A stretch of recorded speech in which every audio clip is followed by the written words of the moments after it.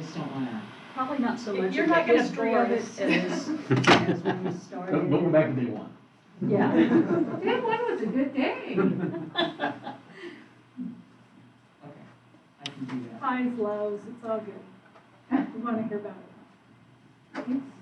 It's a pretty phenomenal thing for a little community. It speaks a lot of Harney County, that's for sure.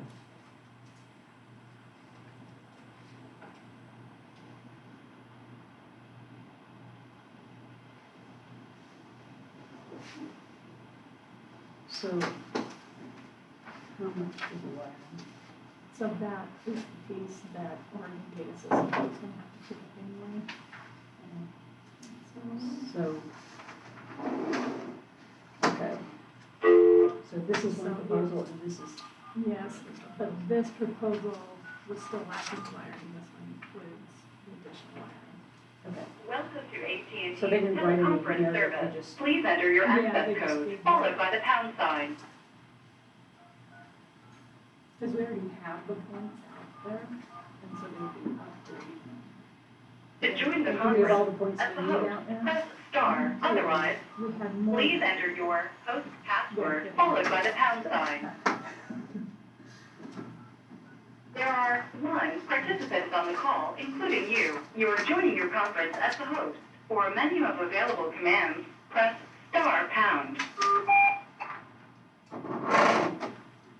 And this is covered with Harvey Park real well.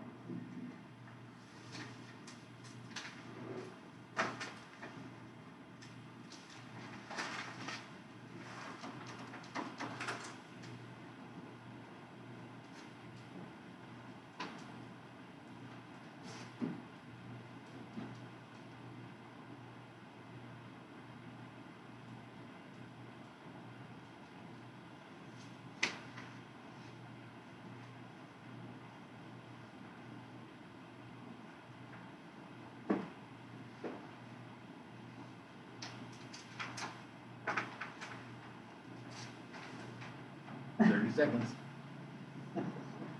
T minus 30, minus 29.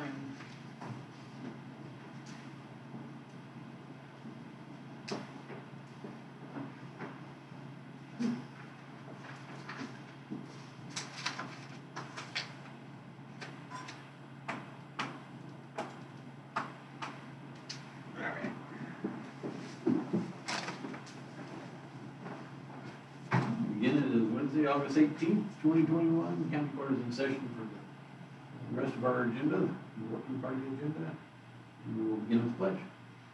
I pledge allegiance to the flag of the United States of America and to the republic for which it stands, one nation, under God, indivisible, with liberty and justice for all.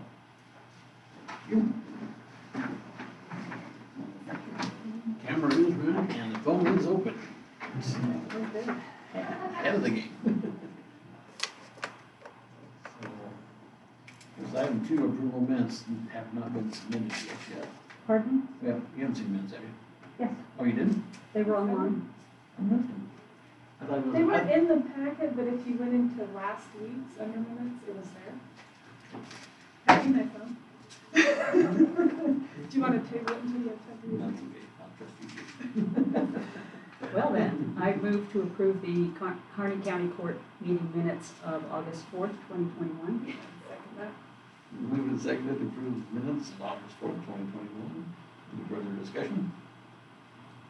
All in favor, signify by saying aye. Aye. Motion carries. I saw the email that said he was going to have done. That's, Yeah, then I can't go look at it. but then he didn't put them in the packet, he just had them in the last week's line. Before we go to the opportunity for public comment, late items, bids for the fairgrounds for Broadband approved. broadband cameras too, or just broadband? The cameras, they thought they could get out of their budget and pay for it that way, so I'm just giving you that for information purpose. So I'll add that.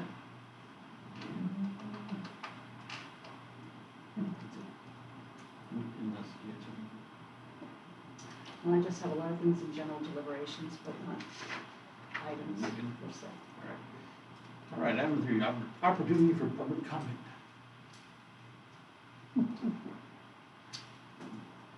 None, hearing none, and phone line is open. Old business, nothing listed today. So on to 5 items, item number 5, new business. Why don't we, let's move A down, let's go with the program guests for both B and C, so I would honor those folks, we might have more discussion on them. And I'll have to listen to. So, and then we'll also do, since Brandon's not here yet. Yeah, I didn't stop by the office before. Well, there we go. All right. Well, I gave you a packet of, the mapping of, where we're at right now. And it shows it shows, one building on there, and I think it's Lincoln is active. Lincoln Complex over here, the old junior high, it has, a port or a T right there. And if that building sells and that land sells, it would be almost cost-free because the pipe is already in the ground, and the hookup would be then a series of things for the new building. One of which would likely be another redundant electric boiler, at which they would have plenty of room to do that. Especially if it's apartments in and stuff, it would be a really, just like our Daikin system here where it's got cooling and water. That would be a really good asset for us to be able to offer them. We are looking, one of the biggest exciting things that we've got going right now, and I tried to include it as best I could for you guys, is the Veterans Village land down on Harney. The uniqueness of that is that it is dirt from the vet. We cross one road, which would be Harney, that is paved behind the school, and we could go down those 3 blocks, just about, block and 2.5, behind the hospital parking lot, all dirt, all the way. That changes the cost of putting the pipe in the ground a lot, because you don't have to pave it, it's easy to, it's digging. We are trying to work with a couple different agencies to get funding to put the system in as part of our expansion for the Veterans Village. If we can do that, that would significantly save money for the building of that. It will all be while it's being built. And when we had to retrofit the courthouse, it was exceedingly expensive in labor. We had to drill through cement, and not everything was the way it was supposed to be. On a new installation or one that was already existing, like the school was, it's much cheaper, it's faster, and there's a whole bunch of people within the state that are very interested in trying to do what we're doing with that Veterans Village, because it says a whole lot about us. Those people, frankly, a lot of veterans are living in cardboard boxes and in parks in Portland. And that's the land we donated in that area. The 2 lots, and then they purchased The half of the next site. lot. Yeah, just empty lot, and what we're doing is trying to give them a place where they will be cared for, where there will be safety. It's a wonderful thing, and Angie Lamphorn and I are working on it together. She brought it to me, and it was such perfect timing for everything else that's going on. And when I talk about everything else, really what stemmed this huge interest, of course it's the fires and all that, but it's also the stewardship agreement that we're going to be signing in September, under participation and partnering with High Desert Partnership, with Brenda Smith and that group. They're a 503C. We're not. We are a public-owned entity by the county and the school.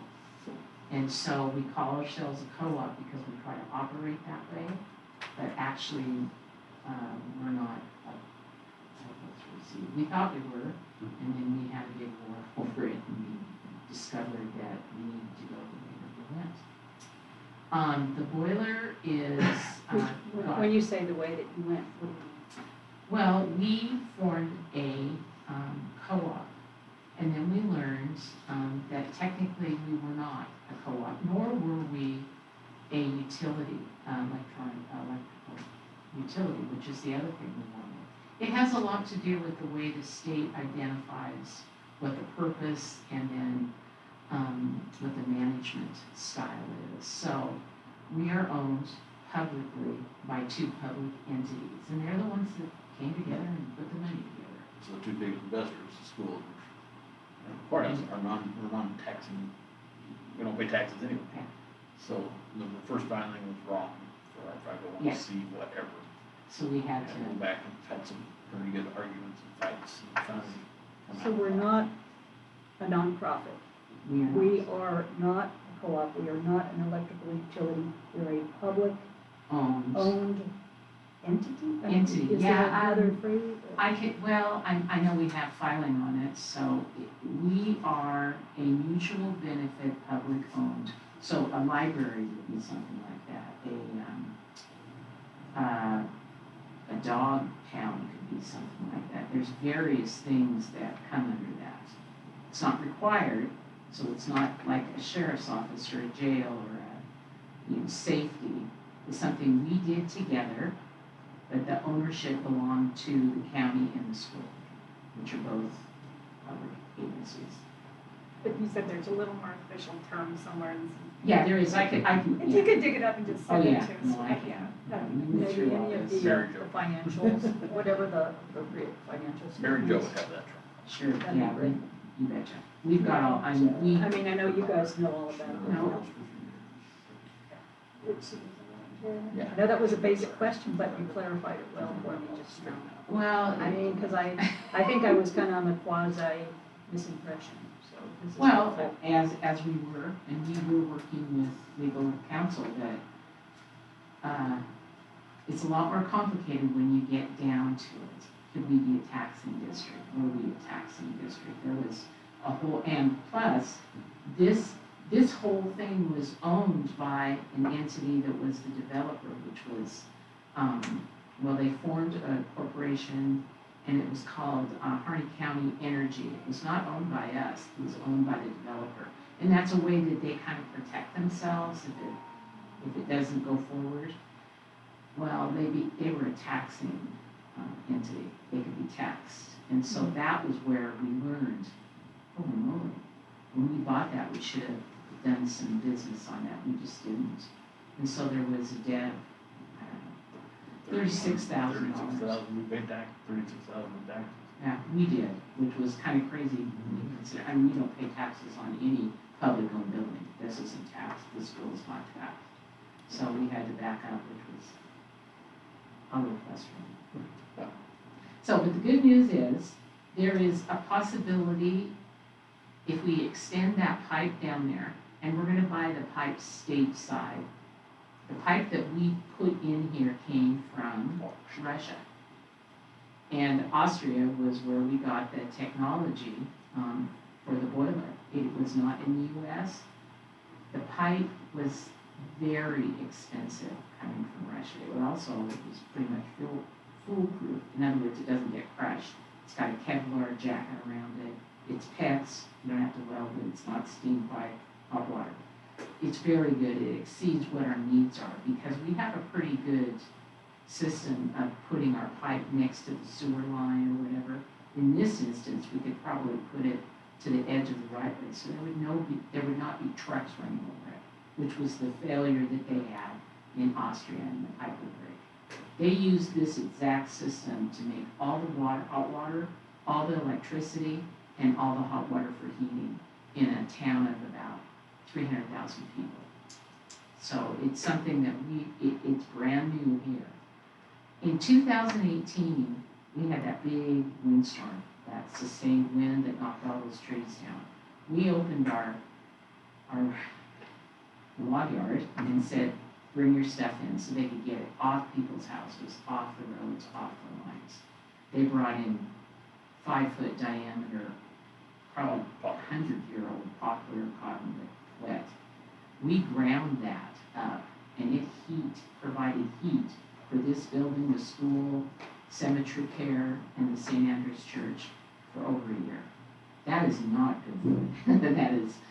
It's not good, the wood that we want, because it has a low BTU value plus a lot of moisture. Breaks down really fast. But that shows you the diversity of that system. What we're doing now is we're planning on cleaning up the forest floor. We're planning on setting logs and poles and stuff out, juniper included, and let it dry. We're going to try to get a piece of equipment that would be shared with the contractors that we're going to be hired to do this. They are going to bring in their loading equipment, their loaders and stuff, and they're going to be feeding a chipper for us. The chipper is really important because that allows us to only chip, say, 6 weeks of fuel at a time. Sitting it out and letting it dry out is really good for us too, because that allows it to be the best fuel that we can get. I have a year's worth of fuel that I was able to purchase this year through Malheur Lumber and Rich Fulton, who was the mill manager up there. And he knew what we were doing and was trying to work with us. He's not making pellets anymore, or very little. And because of that, he has excess. It's a dry product off the flamers. It's perfect for us. And it's very, very clean, which makes our boiler burn much more effectively. Our boiler is very unique. It burns its own smoke. The smoke and the inert fly ash goes up to a second fire, and it burns it and puts it into a fly ash container. It's a dumpable, sort of like a little dumpster on wheels. Above that's the boiler. We release no particulate into the air except steam, which is another reason why the state and the forestry are so supportive of us. We have about 25% more energy than we are currently selling right now, just as we are. We have a completely redundant, actually it's bigger capacity in our boiler, a propane boiler that we bought. Actually, I think we bought it in Canada. It's about the size of a 3,000, 4,000 Honda generator. It's really little, but it has fins that go out from it that stand up, and that's where they do propane boilers. It's not unlike what was in here with steam. It has the fins that radiates the heat. We have that so that if something happened to our boiler, it's our backup. If we only need heat for a couple hours in like falls, October usually, we turn it on, have it completely electronic, completely controlled that way. There's no boiler man standing there. And it self-feeds all electronically out of some bins that we had built in Canada. There's very little labor involved in this. There is labor in getting the fuel express stuff. We are sitting on about 20 truckloads of very clean, in a stored building that we're renting from Lee Davis down next to, yes, right by the fairgrounds, but it's the old stud mill. You're familiar with that. And it's on cement. We've been filling it up.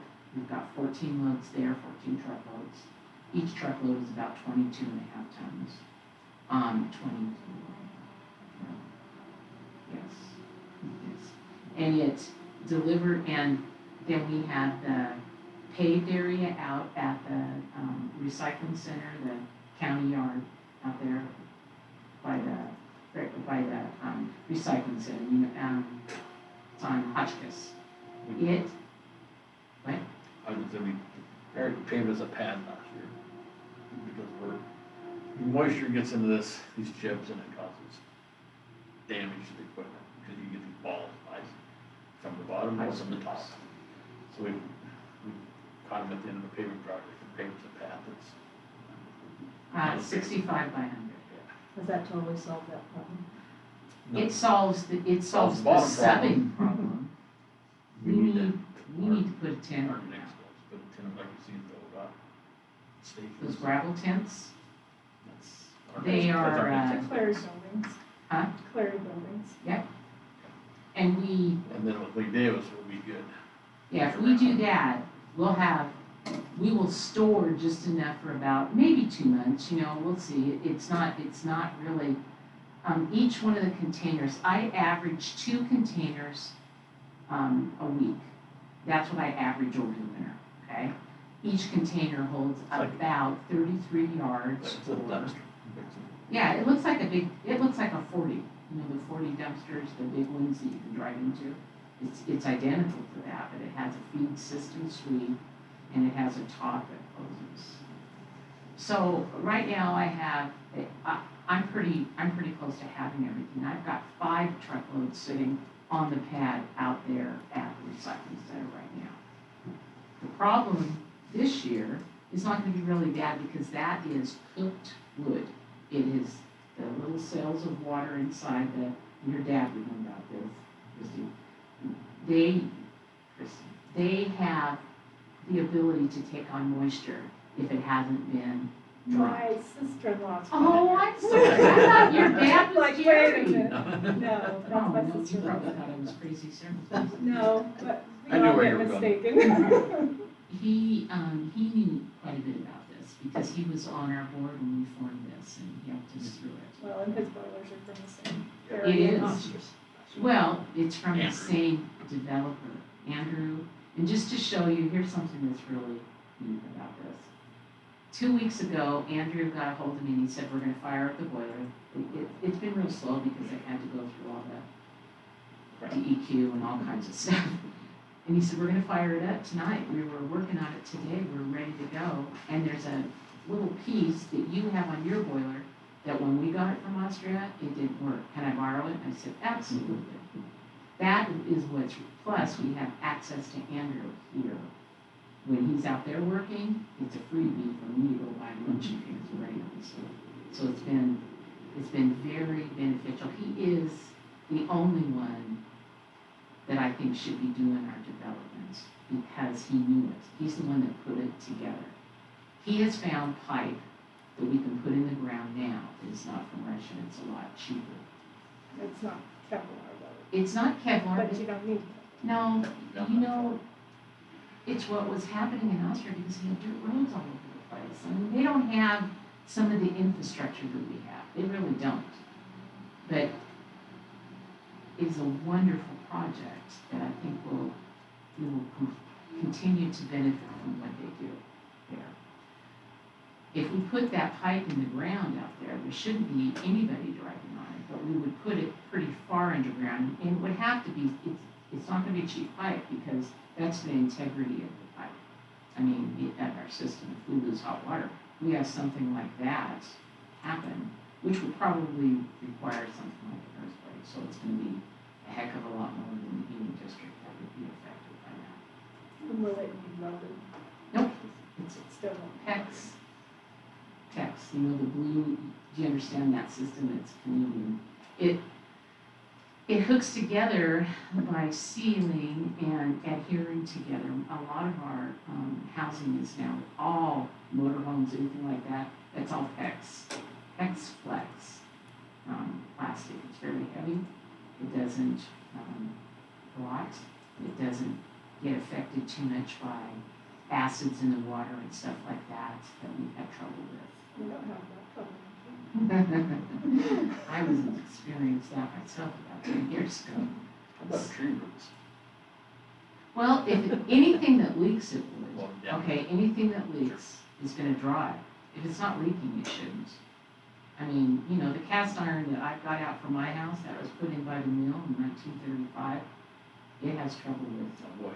Yeah, they're mine. poplar trees. Yeah, so I don't know that they advertise that. It is probably mine. So it provides a great green energy service. Unbelievably. So what's the, generally speaking, what's the county financial commitment? Well, they pay for their heat. And I believe that when we bought the system, oil and took it over. In 2013, oil was about $1.97 or something a gallon, right? this year, oil, diesel, which is, you use part of diesel. Yeah, you use diesel to heat that. Yeah, not propane. It's probably gonna be about $3.90. It might go over $5. And it's totally uncontrollable. Propane is more efficient, but that price has been up to $6 a gallon. So it is a lot cheaper, but when we went together to do this, we didn't have any funding. We didn't have a funding source. The only way that we pay for ourselves is by them paying for all of our customers, Cemetery Care, St. Andrews, the school, and the county, and the jail and stuff is on it now. That's where we get our income. And so we went from $12 per Tesla, which is like a unit. You could call it a gallon, you could call it, it's the way that we measure.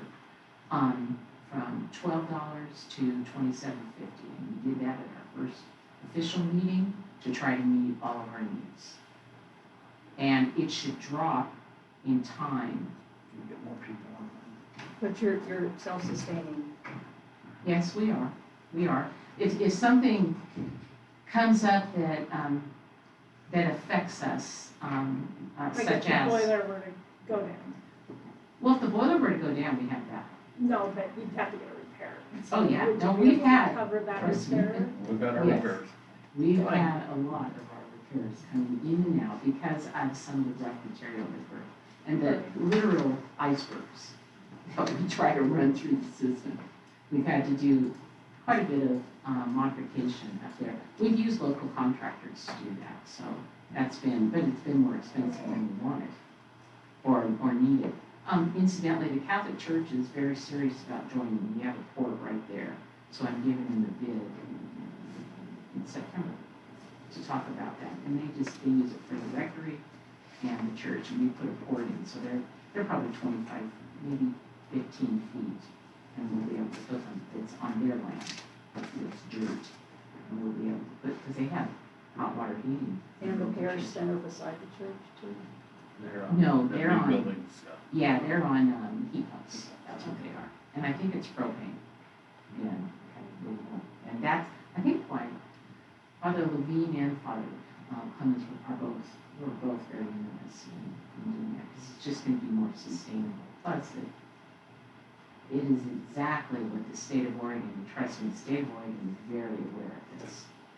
There's gonna be a bunch of people here on Friday or on the Zoom for that meeting to talk about our expansion and to talk about how do we solidify and grow our stewardship agreement. We've got a stewardship agreement for 10 years. It could go to 50 years. We would have to figure out a way to come alongside somebody that's already doing some of this work, like a local rancher that's already removing the juniper. But he kind of is trying to develop, like, I can only use so many posts, I can only use so much firewood. And we're going to enhance their ability to grow. And that's what this thing's all about. That's what Ranger of the Fort Josh Giles recognized when he said, we can make this happen. It's taken us longer, but we've been working on this for a long time. Now, rural development is going to be here. USDA, Jessie Hoff is going to be here. She's coming tomorrow. I'm going to take her on a tour of our system. And she is from Alaska. She is used to working with tribes. She is forestry, RD, and she is going to be a real godsend for us.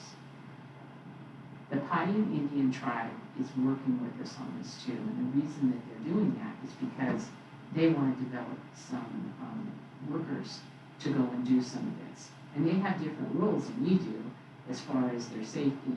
That isn't right. As far as where they would put wood and all the various things they do. That would be very attractive for us to do that. If we can enhance that for them, that's great. It's jobs, it's money. So the wood. The product. Getting the Yeah, product the out of the biomass woods is where it off would of be. the forest water. The building that they have down here,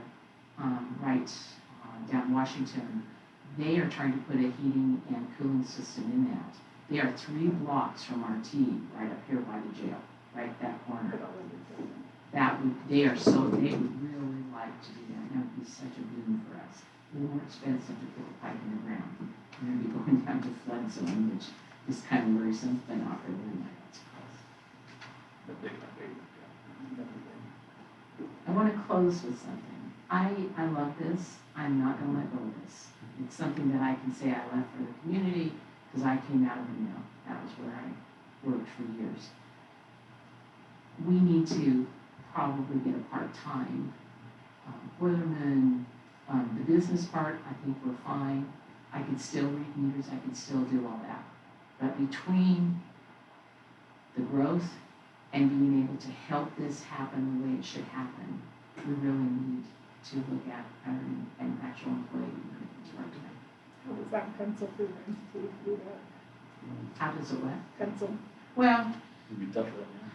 it'd be tough right now, but if we, because just right there, to get more clients on. it has to do with the cost of fuel. That's really what it has to do with. The other stuff are fixed. The cost of fuel, when you are paying a truck to come in and deliver stuff, even if it's wonderful stuff like what I bought, it's about $1,000. It's probably quite a bit more than that right now because of the price of diesel. So if we have our own, sitting on the ground, we have the equipment, and we can do this ourselves, that is going to change it. Probably our cost per Tessa, which is our measurement, could go in half, I would say. That would make it be amazingly cheap and will allow us then to spread it out, hire, do all those things. As far as here, it's, we didn't, that's, I think the first dream was that GP like that, but we didn't pencil out, but we've never paid more than the old way anyway with oil.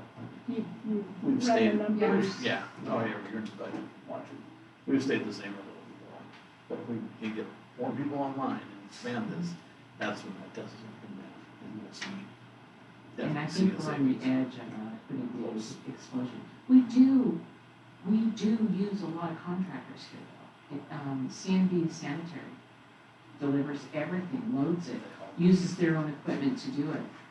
So we actually, if we count up, we probably have maybe 1.5 people in wages that other people are paying, that we're using their service, and which is paying their business. So we probably, it might be a little bit more. I don't know how much it is that stops, sets our backup for paying, so, yeah. And electricians, we Yeah. use, In terms of electric, they've yeah. learned on the system and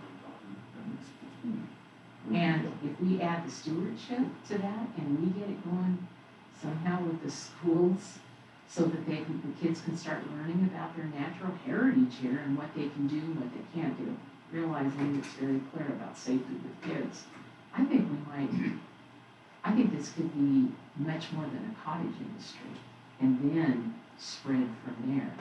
There's potential to hook up to the hospital and when we're gonna put the pipe in the ground 100 feet from their boiler that they're struggling to get pellets for, then it's a no-brainer. Yeah, let's do this. Let's hook up to your system. So, it's pretty exciting. So you had conversations with the hospital? As lately? much as I can, I know that we need to go and do I think they just have so much going on. I've been kind of nipping at their heels and some of their board members for probably about 3 years. It just hasn't been anything of urgency. That is why the Veterans Village is almost invaluable to us if we can get that pipe down there. It will make it be part of an area where other places that the county actually owns would benefit from it because it's right by it. It's right by the health office. It's right by hospice. It's really close. So that's a lot cheaper for us to be going there. And what's the new cost of the pipe? You said the old cost was high. I don't have a You don't quote have from those. him, but if it would be, I can tell you that we would get, those big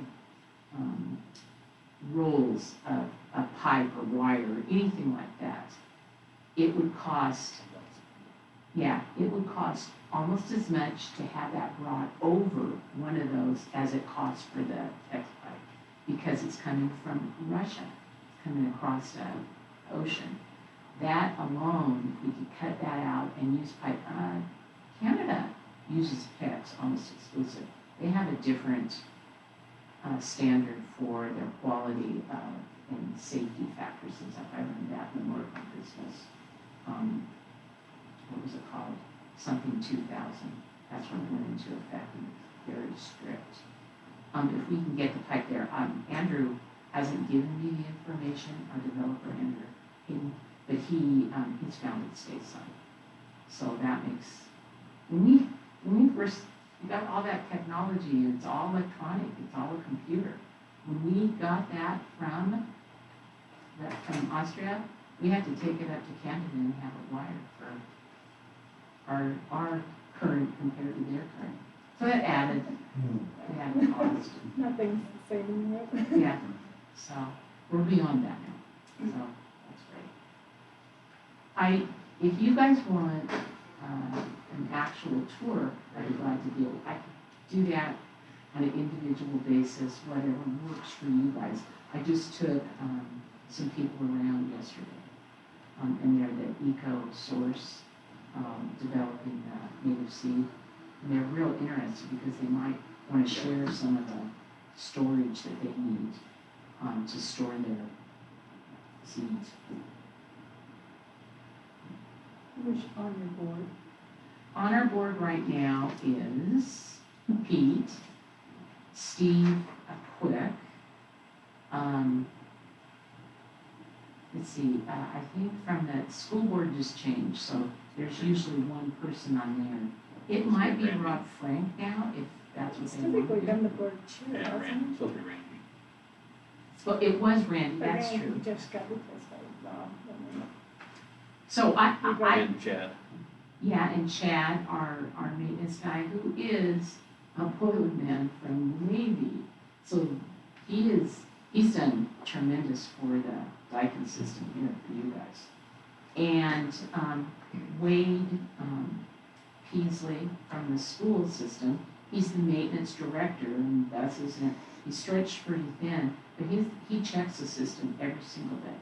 And I have a computer, but I also have a little running logbook where we write down something we saw, or is there something going on here that we need to look at. There is a contractor here, his name is Cody Montague. He has done all of the fabrication and things that we've changed. We put stairs over one of the pipes that makes it easier and safer for the guys. We put a big platform and different things out where our feeding system is. It comes in through a covered screw and feeds our boiler. An auger, it's big screw-like object that moves the fuel in. We extended that, and it's all fenced behind the school. It belongs to the school too, but it's owned by us as our asset. We're funded through the U.S. endowments, funded part of this, and that's through NAFTA. That was where that money came from. We are supported and funded through Myers Memorial. We had tax credits that we funded bringing the boiler up about $600,000, the tax credits, but we expected that they would all be sold in 2016 when we had everything ready to go, and then there was some problems with the tax credits being sold at a much lower rate. So the state changed the laws about that, also pretty much defunct the energy departments. And we have to sell those every year. We've got 2 more to sell. All that money goes to pay off Myers Memorial. Teresa Dybel of Myers Memorial has been our champion and has given us every leeway that she could possibly do. She would like to be involved, I think. I haven't talked to her, but she was involved with the buildings out by in Hines, and she wanted us desperately to try to come out there and do that, but it was just way too far. I think she might help us figure out how to get the heat, the Daikin system, or the mini splits with hot water for the Veterans Village. I really do. They have been a godsend us. And it fit right in with what they wanted. Sustain clean energy, help the forest. That's why it's so hot right now. You're gonna see a lot of things in the next, we're gonna have public meetings. We're gonna see a lot of people more interested in this. And it's gonna be a big expansion, and it's gonna be time to hire somebody. So how much more capacity do you feel you have to expand to? Right What's the now, projection? currently, if we didn't want it, if we just wanted to rely on our biomass boiler, I mean, because if we use the propane boiler along with the biomass, it's 100% more. But I think right now with our wood boiler, it's about 25% probably. I think the Catholic Church could come on, and because of the way that they do things other than the rectory, I don't think it would be much of a bump. I really don't. So, It wouldn't be until. no, I don't think so. Maybe some. He has some other sources that he uses because he said it's not warm enough. It's a pipe that radiates heat. The school replaced a whole bunch. It's European. It looks like a radiator, stands about that high, nice, clean, has fins in it, and it's hot water. And I can show them to you at the school. They're very pretty. They're white porcelain, and it's nice. They're expensive. There's also boosters you can put in down the line. Yeah, there's a pipe. As it gets further out. Uh-huh. That'll extend your. It's a pumping station and a quick fire, all propane or electric. And I will tell you, So we get your max. we're gonna lean towards electric. We want to stick with no pollution at all. And because pollution for me is the truck that's bringing it in from Portland. I mean, gosh, guys, that adds a lot on our costs, on everybody's costs. So that's what we're heading to. I'll tell you what, I'd like to ask to come back and give you an update out of this meeting. With that, okay. All right. I'll try to be able to. All right, anything else? I can tell you that the Veterans Village was submitted to Oregon Housing and Community Services yesterday, so fingers crossed by October we might know. It's a go. There is one more thing. I think that we need to look for a developer, a project manager that will pull all these things together. We did that before, and it's very beneficial because then you're not tied down with all the things that you have to do. I help with a lot, but boy, being at home more, I wouldn't be a real good helper. So, but our economic development people are really helping a lot. Denise and Greg are, and Greg's helped us from day one. What is your email? It's Cheek Lori, CHEEKLORI 169 at yahoo.com. Super. Thank you so much for letting me come. Thank you. Thanks for get up there. Yeah. Bye-bye. See you later. You heard that, right? I said Oh, you that. should have saw it. He was like this the whole time. I was listening. Hey, economic opportunity analysis, did you folks have something for public comment you come in for? Yeah, we do. Okay, well, we'll sneak you back in then. We'll back up for you. So, yeah, I'm Cheryl Smith and I'm with the Republican Committee of a PCE. We have a dinner, coming up. Thank you.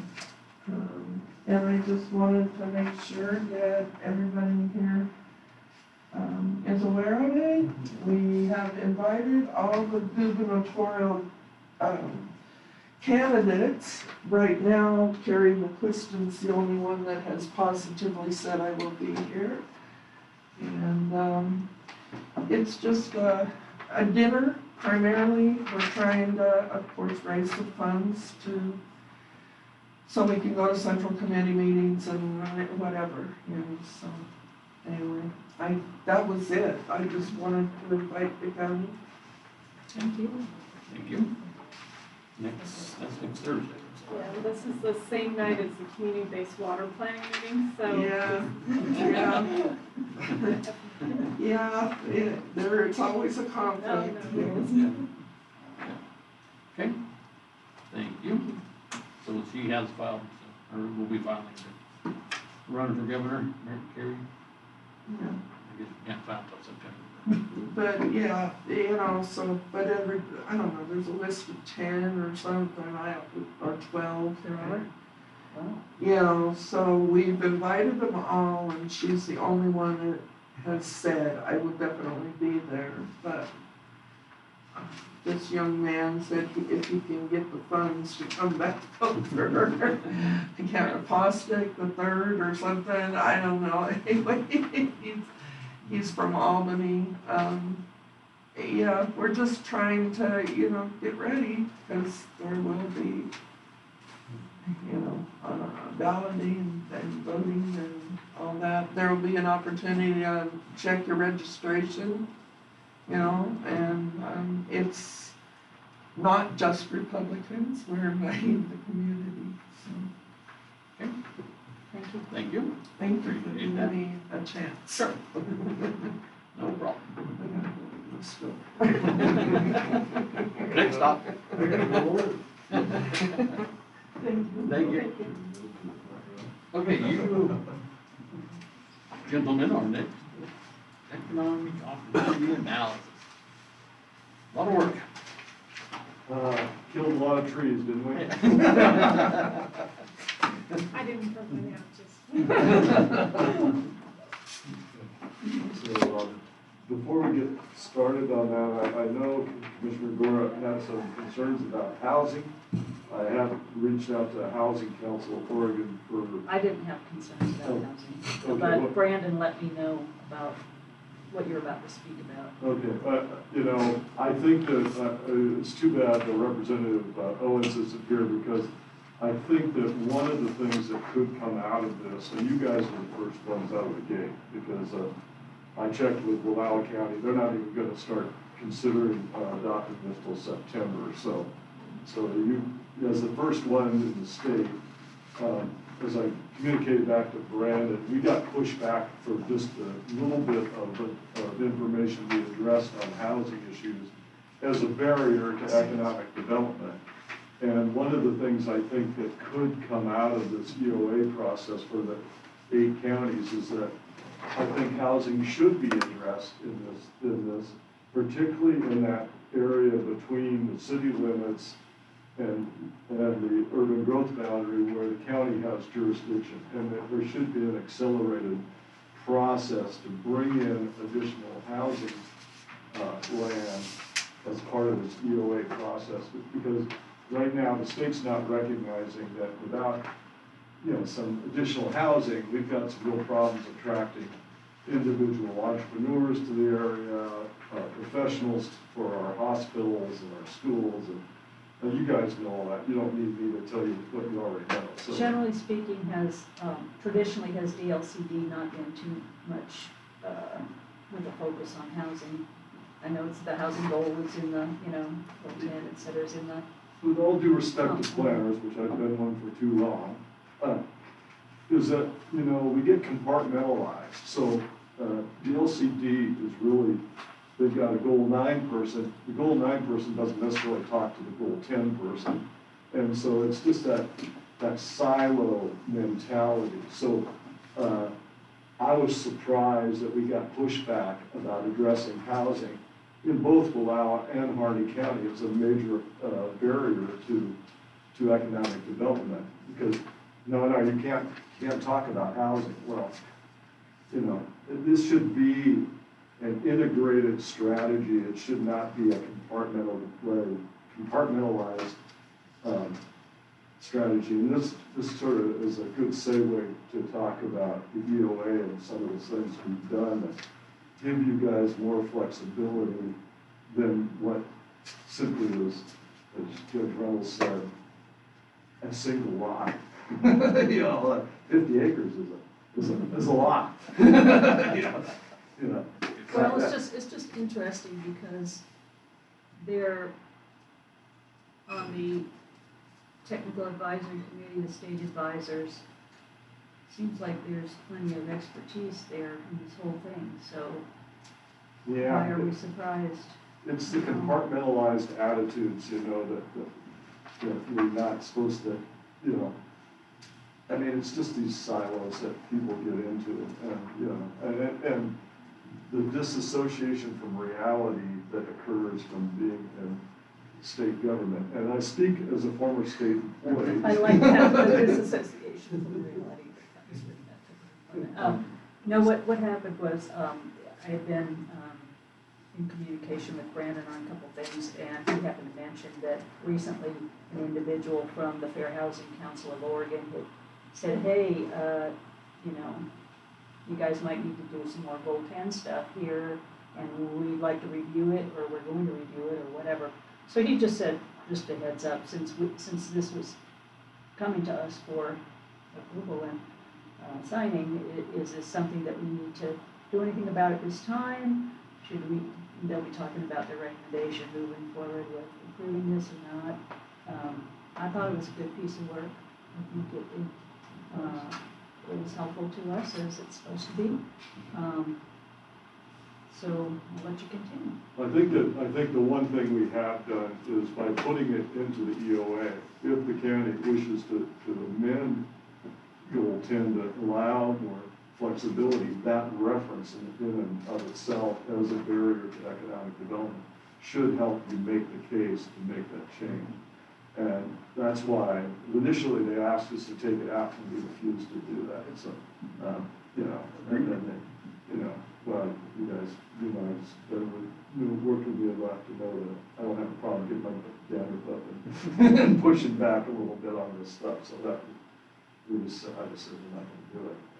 And it needs to be in there. And so I think that everything that we put in the EOA potentially gives you opportunities to expand even the impact of this initial 50 acres, because economic opportunity overlay, which is a gobbledygook thing, and doesn't mean anything except that it lays the foundation that we recognize that there are additional economic opportunities that the county wants to be ready for should the landowner seek that kind of authority through the planning process. And that's going to be particularly, I think, with Crystal Crane, that may be a real important aspect there. I think with the Henry property up on the hill, that lays a foundation for that to sort of organically expand into, you know, both new housing, maybe you know, a little commercial area that is already zoned commercial right at the end of Monroe. So there's, provided that the landowners are interested in pursuing that, I think we've given you about a 5-year window to make some action on that. And then, like most planners, then after 5 years, they'll go, well, this is out of date. You're going to have to update it. Just don't do the same thing. So, Planner's not in my office, but we'll see. Things happen at a different pace maybe in more rural communities. I want to add real quick to the overlay concept. I think this is, you know, Stan painted a really good picture of why it's important. I'd like to add that, you know, when you do go into those next steps with, if something comes down the road and your community members are asking or you know, thinking about, have we addressed this in some way, or is this something that's been on our radar for a little bit? Through this project and process, you can identify some of these things. So the Henry property, for one, is a large singular tract that the owner has been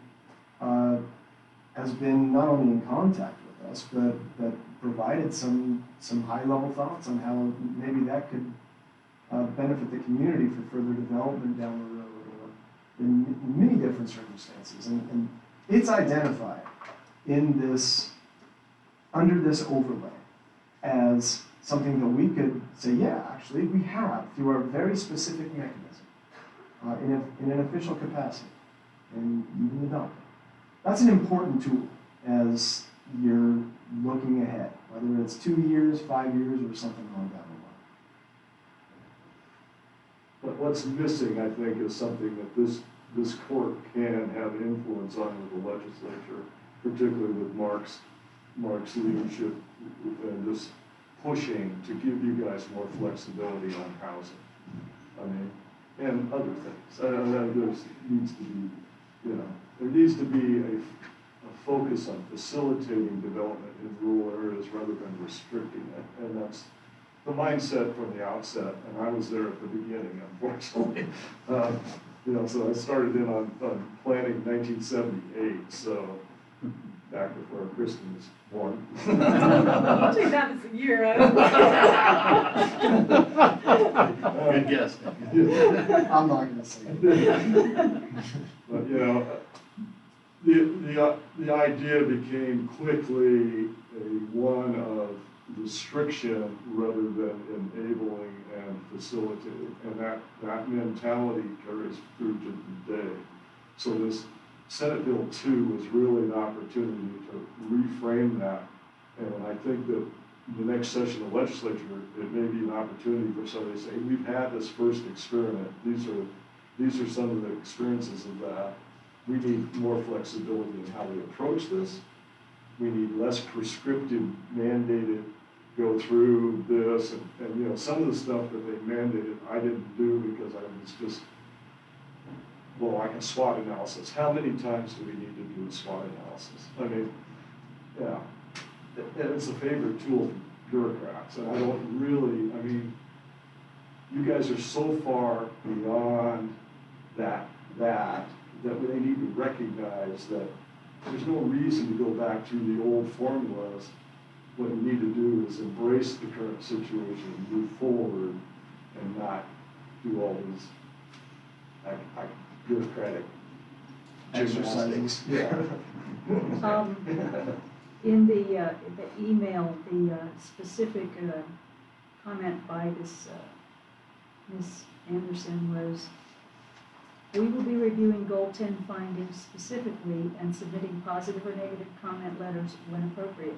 The goal of the Goal 10 project is to ensure cities, counties are fulfilling their statewide planning goal obligation in regard to Goal 10. So, Brandon, do you believe we are fulfilling our statewide planning goal obligation in regard to Goal 10? Well, currently, I would say so, regardless of this project. We're already there. We have an acknowledged comprehensive plan. Work goes into that all the time. In fact, Commissioner Garneau was very much part of a housing project recently where Goal 10 was a major element of that. We've addressed it in more recent times. This project addresses housing. Is it in a way that could garner criticism? I suppose, but despite a lack of specific feedback on what's missing, it's hard to nail down what resources we would need and specifically where we would need to address further development of a Goal 10 analysis within the context of the project. My thought is, I would welcome to hear their comments whenever they get around to it. Sure. But, based on our conversation and recommendations today, this has been a good piece of work. This has had a technical advisory committee. It has had the planning commission portion of this. And it was just interesting. I even was curious enough to go to the website, just to see more. I have a feeling that she might be real surprised if she ever drove out here and looked around. You know what I mean? I looked at the stuff they're addressing, and certainly we address it in a way with almost not having to address it. There's a lot of urban-centric issues. Absolutely. That's on your website. Yeah, they're going to be focused on smaller lot sizes, higher housing density, all those things that's not why people are moving to Harney County, is to be on a 5,000 square foot lot. So they're also going to be about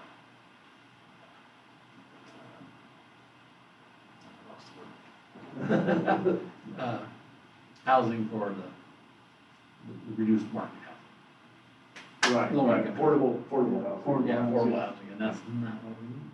Right, right. You need workforce housing, you need some upscale housing. To attract those professionals, and so that somebody that's got a business and looking to escape LA can come up here and find a house that they're, and this is sexist, but I apologize, but their spouse will be willing to live in.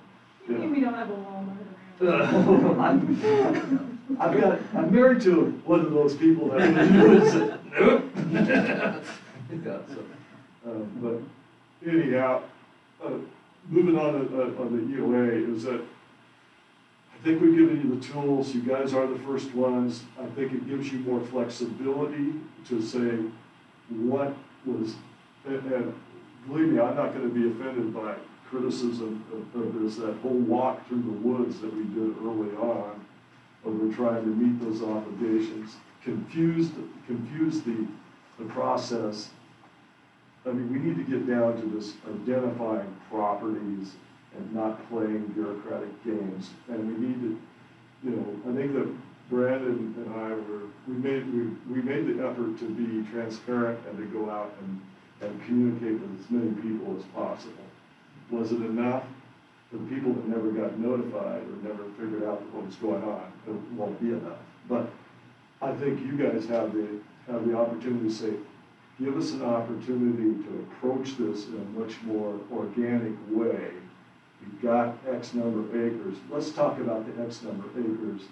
Let's not talk about all this peripheral stuff, you know. Let's not waste local people's time, you know. And so that's, and you know, of course, I've said that to my counterpart bureaucrats there, which is not going to go anywhere. But you guys have the ability to speak to the decision makers. And I'll certainly, you know, I'm not shy about having my 2 cents if I'm asked to do that. So the tools that we've asked you the document that we have before you is basically to adopt the EOA and transmit this forward to DLCD for final acknowledgement so that you can move forward. Once that happens, I would suggest that the court direct the planning director to send written notices to those property owners that were selected, like Tim, advising them that there's now the opportunity to submit an application for review through the planning department. And that will start the actual zone change process. You know, I think that, I guess one other full disclosure that I'd like to make is that during this process, I was asked by several people about whether or not I could represent them on their particular property, and which I told them I could not, because I was representing the county.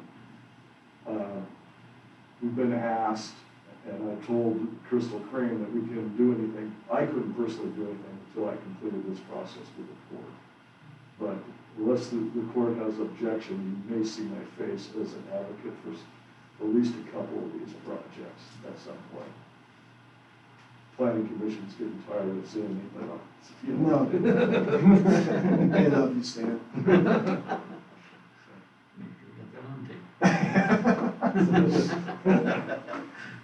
No, I think it's, I mean, that's, Patty remembers me getting chewed out for my comment of 50 acres. From Senator President Courtney. I've used that several times, Whoa. that I've referenced you. I'll never forget that, but it is a start. I think it's a good start. I like all the properties that are picked and the willingness of the landowners. I'm good with it moving forward. This is the kind of foundational stuff that has to happen for things that we need in the future, and so I'm very pleased to see it. Good job. I appreciate the opportunity to work for the court. I always enjoy Harney County, so I'm glad you're pleased. There were times during this process that I was less than pleased. I wasn't part of the less than pleased. Brandon, did you make that one little minor change? I did. Thank you for bringing it up. I was going to do that too. So Joan Davies is no longer the administrator for the city of Pines. No. I changed that to Kirby. So. Oh, thank you. She wasn't even here. The only other thing that I saw is you had, originally we were going to hold this on the 17th, and you have your second evidentiary hearing on the 17th, still today's the 18th. And so I didn't know if you needed to just make a little Well, I typo thought correction. I corrected that. On the one I On the have, staff maybe report. you have one that has been updated. No, I can certainly change that. That was the only thing that I saw that had a, Yeah. And that's a screw up. well, Yeah, we well, changed we the were- name and we changed it back. It We was were changed, going it to. happened It's not your just a couple fault. days ago. So I'll update the staff report to reflect that. Yeah, I mean, that was really the only thing that I saw. And your overview shows it too. No, I think, You I make can see that some change good things come out of quickly, it. we can still sign it.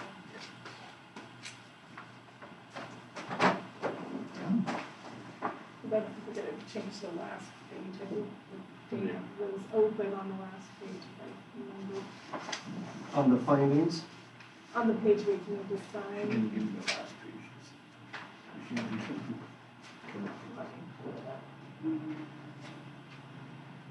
She didn't want to print off the 120-some page document, but in all her packets.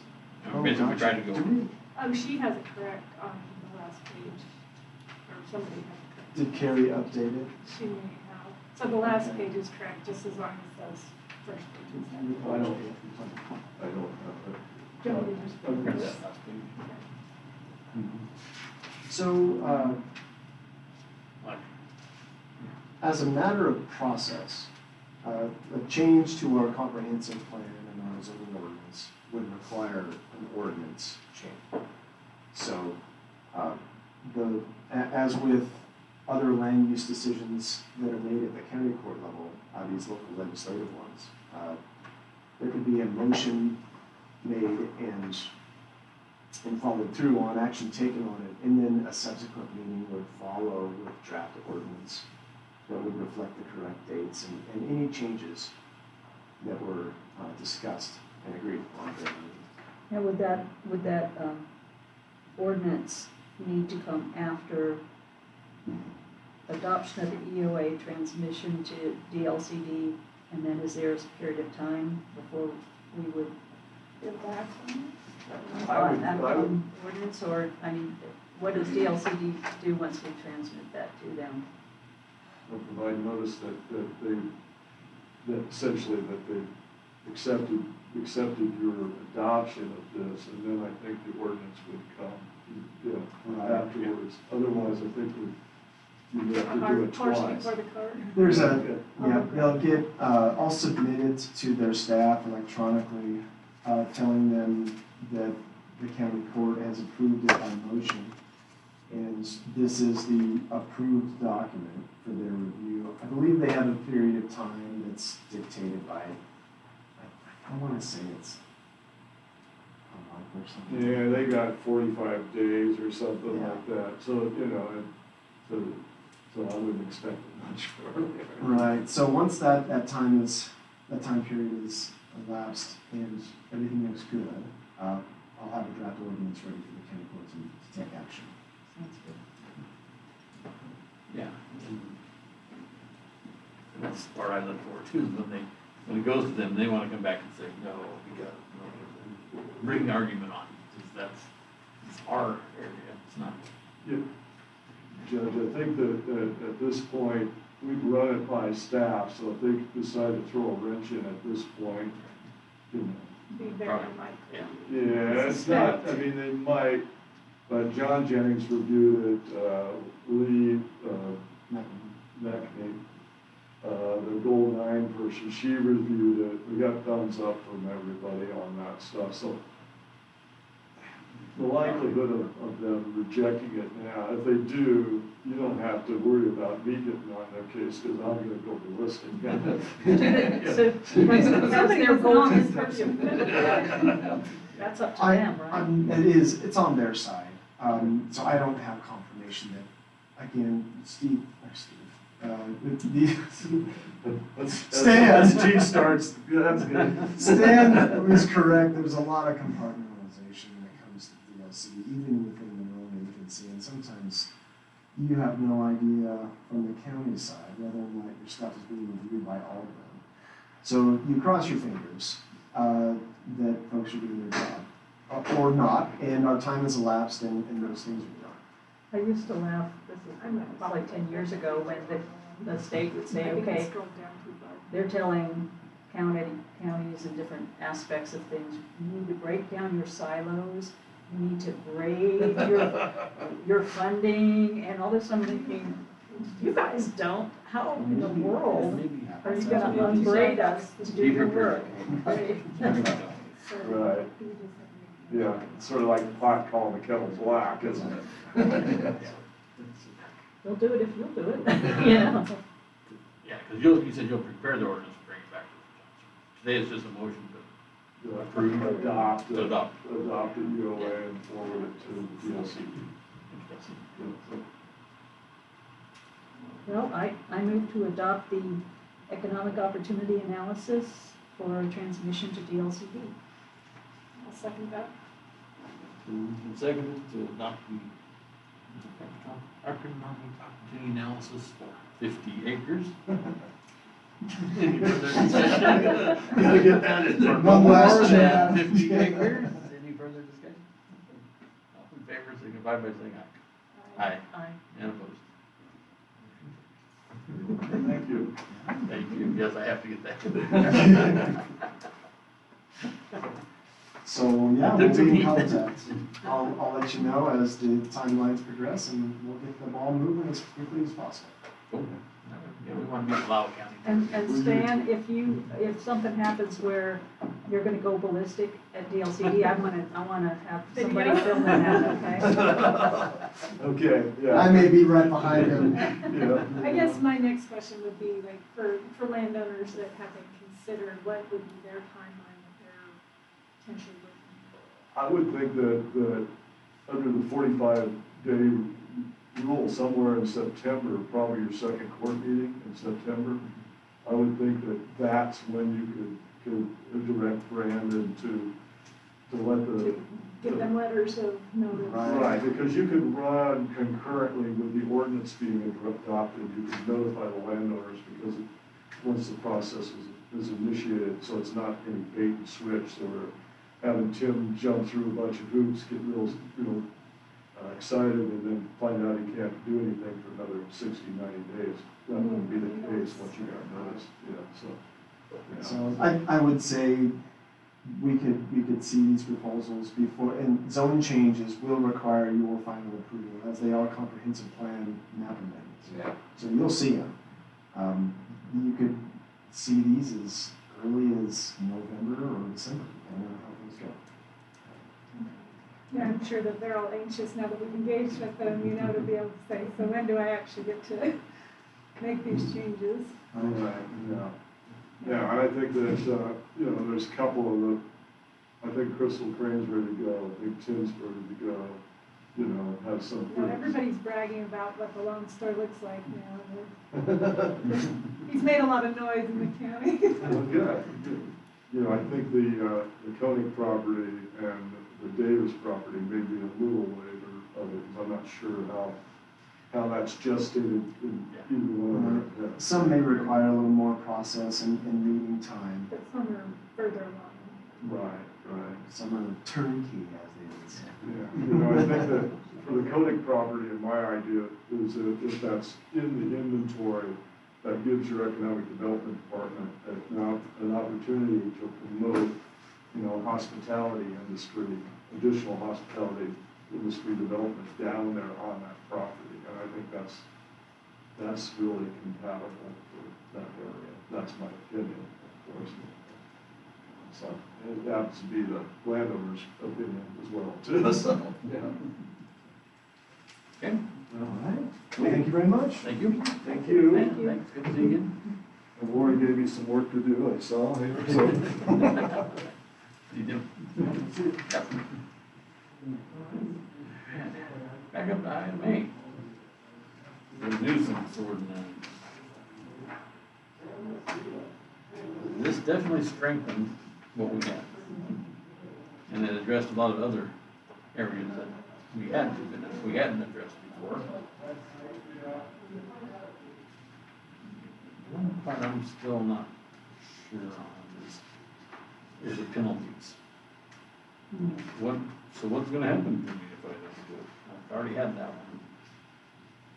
That was, And I don't know if we need to.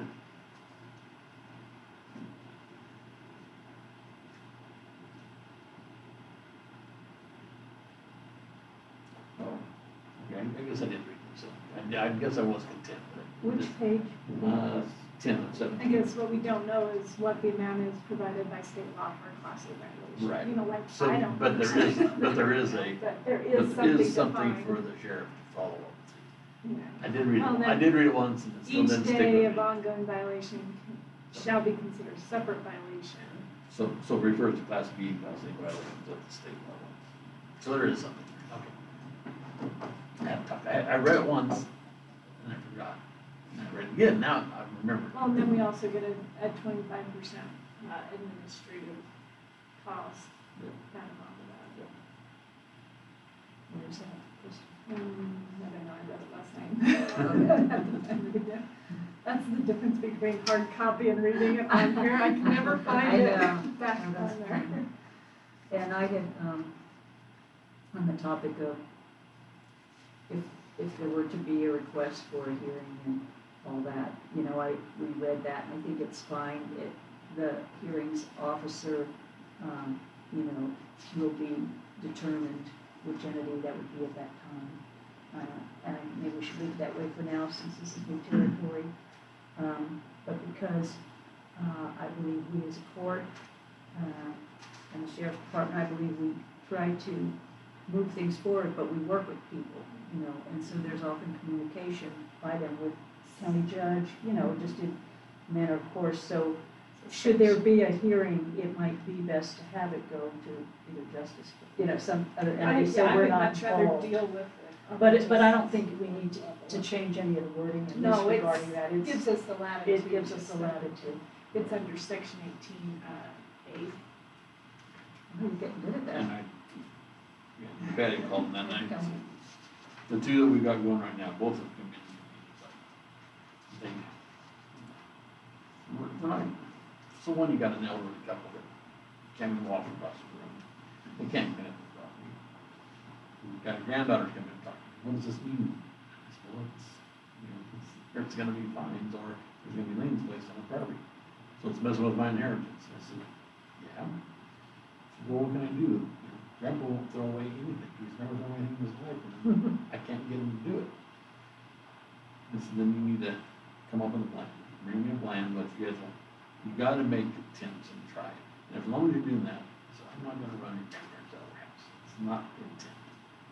But if you have neighbors that have filed complaints, and we have to have, And they have rights too. they have rights too. And so we can't just ignore it. So I will work with you. I mean, so that's going on. And by the time it gets to either a hearings officer or go to court, you will send up, we'll probably send up. So at that point, if they're going around the sheriff's or coming to me, I've been involved, I should be making a decision. Right, that sounds good. Let's, Well, It's tough on this one couple. well, you're One's gonna on have auction and instances one's- like that, but then you have instances like the tire dumping that's happening out in the valley, that they're literally just bringing tires in and dumping them on this property. That should not be occurring. No. That's a whole other, you know, issue, is they're purposely bringing them in and dumping them there. Somebody got paid to remove those tires from some other location, and they're now dumping them on property within this county. 7-Eleven, you right by Dollar Tree, or you look at it's not counting, it's not our problem, but it would be addressed here. You know, they have that gravel, and that ditch going in front, but it's full. And then they're getting this high, Where is this? in front of Dollar Tree. And look in front of right, And so by that's city. McDonald's. McDonald's has city the grass stuff, by their part, but then it's weeds and then, yeah, but the city should, right? Yeah, I'm gonna share this with well, Kirby and Dan and say, you guys need to, that looks so tacky for the community. because especially on our main. if things are Our main road, complaint It's not county, driven, but I'm gonna share it. right, if so many things like this do tend to be complaint driven, get a complaint, look into it, and if it's in the city limits, Well, maybe they need to. the big argument sitting right by Selco, right on the main drag there, it's just this big eyesore on. It's charging for that. It's like, seriously, that's the only place you could park rubber? You know, got windows out, just like it's time by the miller, it looks like it's undrivable and it's not that new, you know, it's just what it is. So I thought Dominic did a good job of strengthening this and adding He to did, it what he we did. were missing. We were missing a lot. It's long, but it's been well reviewed, at least Not up to this addressed point by the on everybody's part. So it does say it replaces 11-134, to repeals the ordinance that was signed in 1991. So, you told me waited 20 years. Life hasn't changed at all in 30 years. No.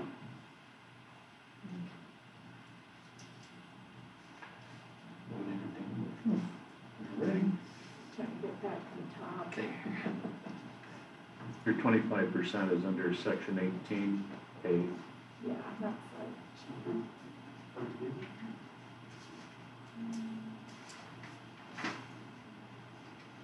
So I have a question, will we be signing the adopting of the EOA? Oh, did I sign It didn't No, have a it's signature. just a motion. Because I don't remember signing. He brings it back to us as an ordinance. Oh, we don't have to sign anything today? No. Okay, Yeah, I was confused. because it did have our signature. No, that was actually the deal just below it. Oh, it's, yeah, it is hard sometimes. It was such a lengthy document, I missed where it started. Okay, excuse me for that. So I'll make a motion, for ordinance number 2021-03 in the matter of amending and enacting an ordinance defining nuisances and providing for their abatement. I second. Moved and seconded to approve ordinance number 2021-03 in the matter of amending and enacting an ordinance defining nuisances and providing for their abatement. Any further discussion? Hearing none, all in favor, signify by saying aye. Aye. Passes. Yay, Awesome.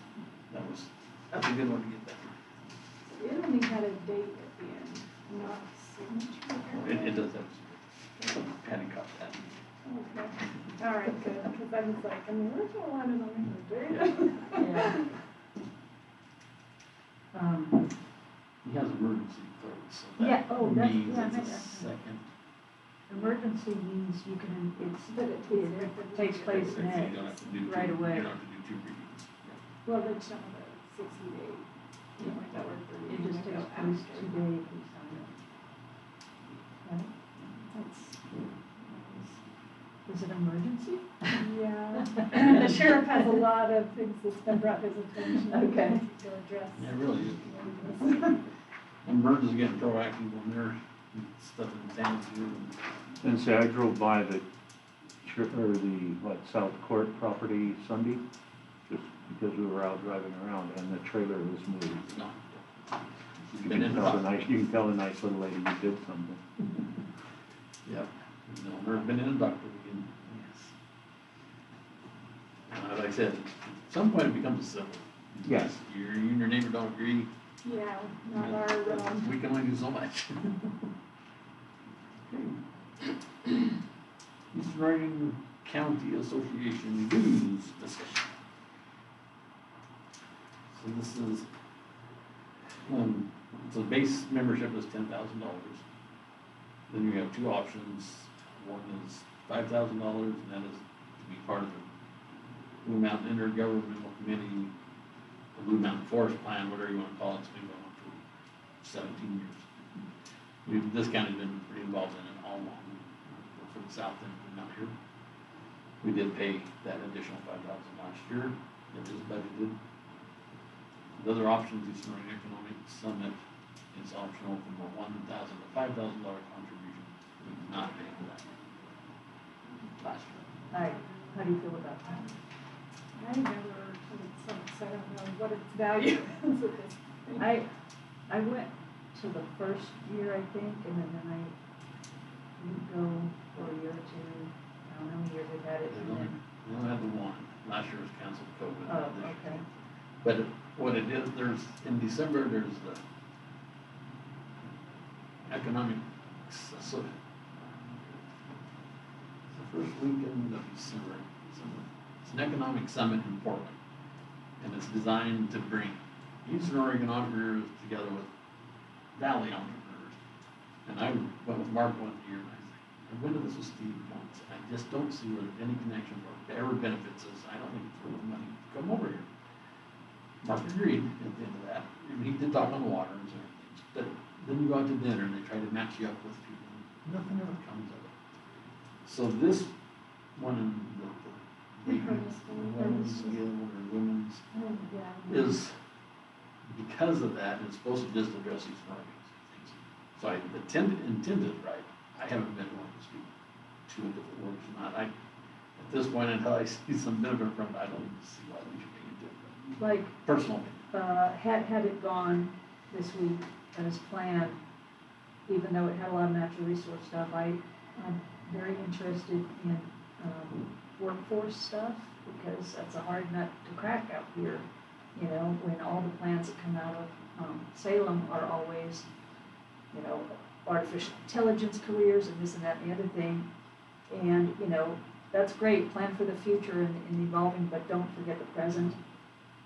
And I just don't see that void happening. So I just wanted to, of the little field trips, I was gonna go on that field trip to see if can learn more, because our Eastern Oregon Workforce Board, you know, doesn't, you know, I think they need new ideas too. We all maybe just need to meet the right people, but I don't know how valuable it is either. And in the case of giving them is that to just donate to the entity that puts it on? I think so. I don't know. I don't want to be unsupportive, but I mean, just because it says 1,500, you can donate any amount to. 1,000 to 5,000. Yeah, you could donate $200 and they'd take your $200. I'm not You're opposed. correct there. I just don't know what you guys think. I mean, I'm glad they're trying, but I remember even the first one, it had a lot of people there in the general sessions, and then they kind of broke off. But maybe sometimes it's just a matter of good timing for a particular county at a certain point, meeting up with another. But the presentations, I didn't get too much out of. I remember thinking, that worked for the county, that would make ours, you know, kind of thing. So we're in agreement on the Blue Mountain? Right, you Yes. need to stay with that. Comments on the other? I'm a no.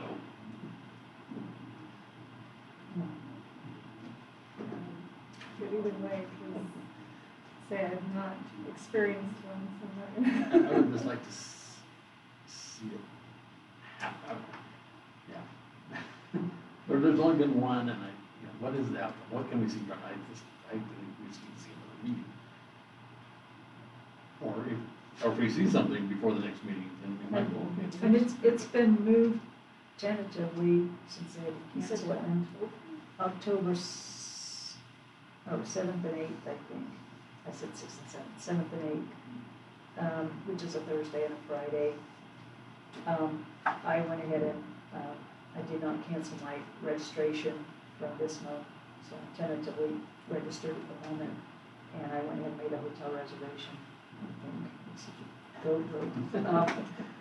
So I could go if it still goes, and we could have maybe more focused asks. I'm sure we could send in an amount to ULCA and they would put it towards next year too, if you think it's benefited to the. Okay, yeah. So we'll zero on this and. Yeah, and then if we Yeah. see some value, you can always contribute.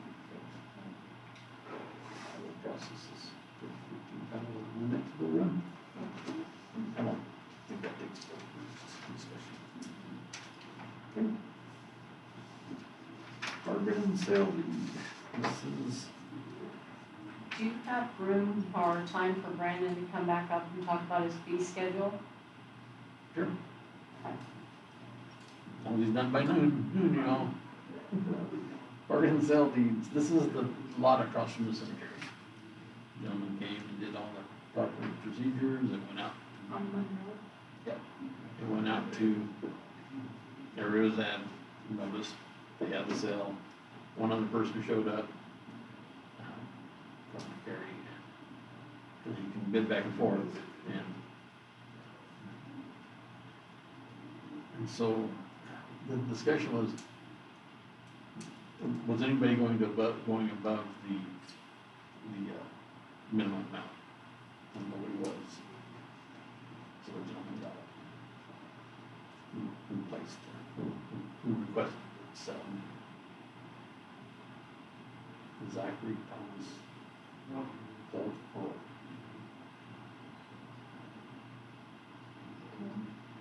So this is just actually 10,300. Market value. So is there anything attached to it? Did it need cleaned up? Was it No, this is just the bare lot. just This the bare lot? is a straight sale. It's nice to have. This lot had already been cleaned. So I'd make a motion to sign the bargain and sell deed for lot, or account number 1271 to Zachary Thomas Folk. My second? Seconded, sign the bargain and sell deed, account number 1271. Conveying on to Zachary Thomas Folk. Any further discussion? All in favor, signify by saying aye. Aye. And opposed. So the county has no lots, vacant lots in the cities of Burns and now. That's how it should be. We've cleaned up a few, we've sold a few.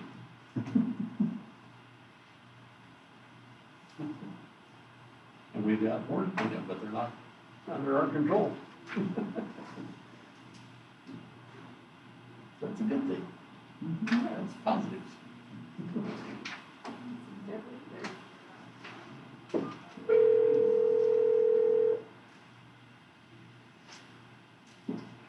You ready? You're up. Okay. Okay. Welcome back. You have to take a note. Bobby goes ahead.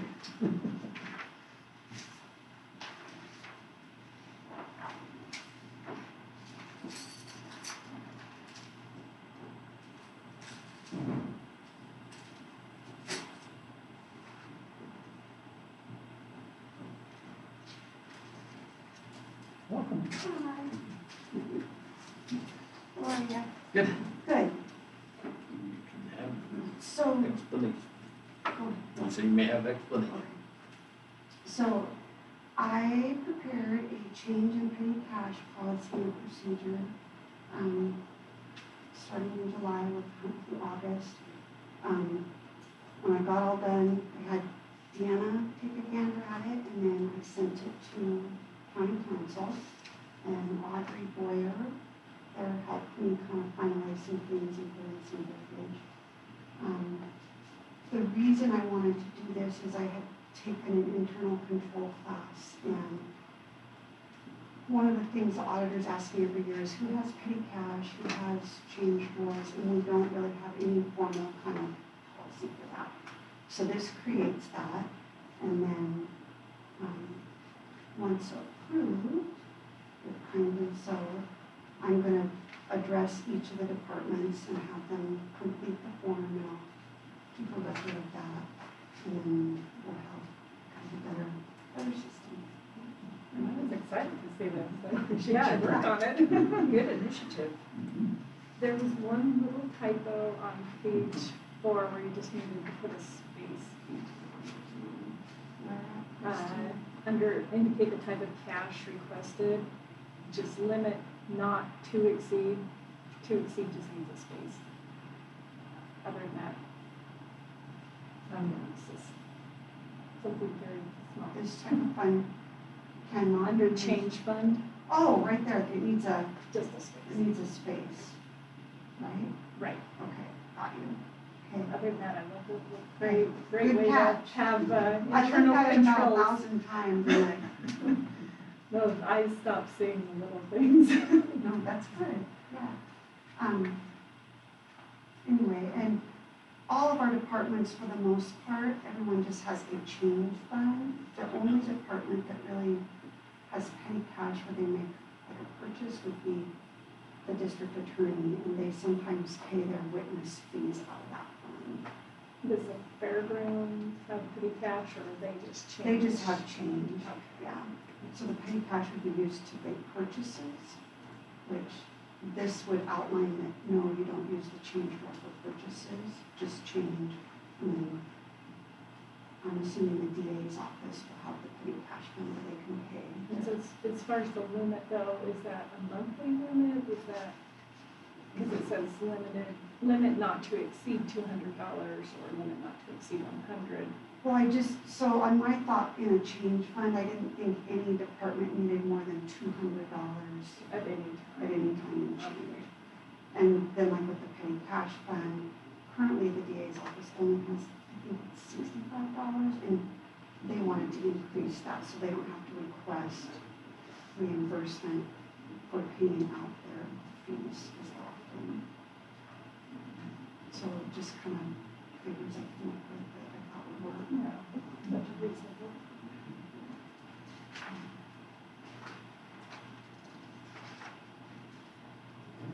Good, looks good. You really gotta watch the planning. Oh, Good thing you came back. There's Brent. still- Really gotta watch them. So I move to approve the Harney County change in petty cash administrative policy and procedure with the approval date of August 18th, 2021. I'll second that. seconded, approve the Harney County change in petty cash administrative policy and procedure dated August 18th, 2021. Any further discussion? All in favor, signify by saying aye. Aye. You're good. Thank you. Thank you. With one typo. With one type. No. Very, very minor. One space over, no. Well, Bobby Jo's here, I just want to say, you know, she sent us an email saying that maybe at some point have a discussion on the AP process, so I don't know how you all want to do that. I definitely look forward to hearing the recommendations or the challenges to understand them better. Do you guys want to have time to discuss it now? Does it I need to don't be in a know. different setting? Should we let, are you going to do something real quick? Anyone? Okay, Brandon, you're up. Yeah, I have to talk at the mercy of the county court. Either way, whoever wants to go first. Okay, you're on, so. Okay. Well, And Rhonda and I discussed this a while back. She's been bouncing us back and forth about Let me ask you it's this. such a gap between the cutoff date and 10 days to pay the bills. What was wrong with the old way we did it? what it was the payment dates were not consistent. So the county court dates are always first and third Wednesdays. So we could be paying bills, for instance, like in February on the 3rd and the 17th, move to July and it's the 7th and the 21st. So You almost get a week. when we changed it, then we were consistently paying the bills on the 10th and the 25th, which I think are common dates, and they work well. The problem lies wherein the 48 hours to view, honestly, takes 2 whole days out of that equation. And I would like to be able to give departments more time to turn in their bills. So currently they turn them in on the 1st and the 15th, and then we pay on the 10th and 25th. That's 10 days. It only takes Tammy about 2.5 days to input, edit, and look at it all. And so I'd like to be able to give departments, it may fluctuate from time to time depending on the calendar days, but to not have to turn the bills in until around the 5th or so.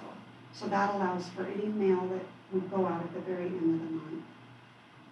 Possibly they would have it by then and be able to submit it and get it paid on the 10th. The Visa cards are another issue because they're usually due around the 16th or 17th. And so it's just, one problem here or another problem there, but just trying to find I mean, something that is it works. something that we need to come in more frequently, because I'm more than willing to. Well, and that's Be more the thing, too. frequent with So it kind of falls on us coming in on and us dealing with that, things. Yeah. that narrows that window. And I had spoke up before, but sometimes there was like a one-day turnaround for you guys to see them if you're out of Yeah. town or something. Yeah, I mean, you It think caused some issues. 24, I mean, I had always intended to be able to view any of those mailed to me, but I've missed one or two. Oh, sure, You I know, mean, because because of we're Pace busy. of work we're doing. So that's really where the discussion is. How much can you guys do it in 48 hours, I guess, is what she's asking. Oh, I thought she was asking for shorter than 48 I hours. am. Oh, you are, sorry. Yeah, I am. And I said I'd rather not, Oh, it was 40. but, So I did reach out to other counties too, you know, what are your processes? I mean, it runs the gamut. We're still kind of old-fashioned. We're still kind of old fashioned in the way we do things, but that doesn't mean we can change our Nothing way of wrong with it. thinking. So I mean, some counties, the bills are just paid and the court reviews it after the fact. Some counties, like Grant County, for instance, they review everything before checks are printed, like how we were doing it. I can't remember, of anything that we've asked some questions sometimes on something that was Have you ever unusual. pulled a check? Yeah, but I'm, but I was gonna say, since that isn't too big of a problem, what do you guys think about us reviewing it at county court like we do, but, more or less after the fact for some of them, I don't know. Just how many eyes have been on them prior Well, It that's, kind as of they is come like, past the department heads. so, I mean, they know their whoever- budgets. And then did Tammy, the biller, whoever the department biller would be to fill them out, the department head is gonna sign off. Tammy sees it, I see it, I mean, the you know, rule's three Right. eyes, you know, I mean, generally, as long as it's been vetted 3 times. unless there's like an anomaly where it's a huge purchase or, you know, something like that, we could alert you beforehand. But even that, as long as it was within their budget, it could been approved. Well, that's, I kind of feel like we need to put it back on departments and, I mean, they know their budgets and, Yeah, because I mean, as long as they're not flying outside of that, I mean, we've already approved their budget. exactly. What is the threshold for the requirement of a purchaser? I believe it's 250. 5, Well, we dropped it to 250 or when the budget got I paid. was gonna say I'd 500. still stick to 250.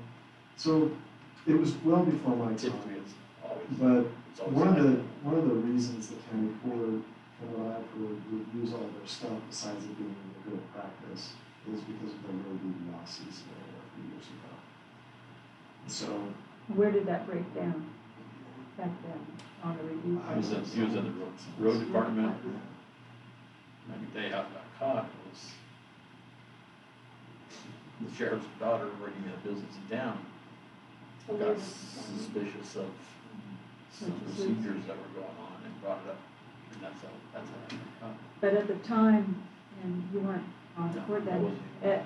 I wonder what the court was doing at that time.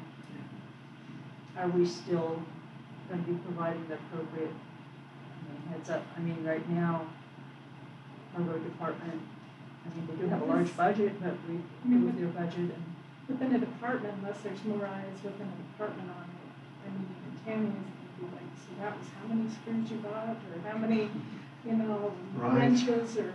And I only bring it up because you know, I speak for our department, but we watch our spending and we make as much as the appropriate purchasing as we can. We go through the correct channels as best we can. But I imagine if you're budgeted for something, we'll go out there and get it like we want to, like we need to.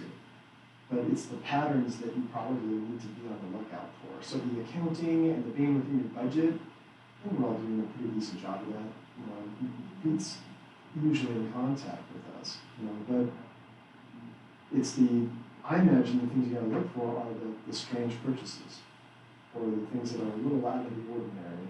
I That say, mean, hey, obviously, maybe the things- large numbers always get our attention, and then, yeah, and then if there's a vendor name that's just foreign But or that gentleman something. wasn't doing it with large purchases, strange patterns is, and is it easy to catch? No, I imagine not. But if there are 3 sets of eyeballs after it's been through the internal processes, I haven't seen this come out of the road department before. Just a quick question.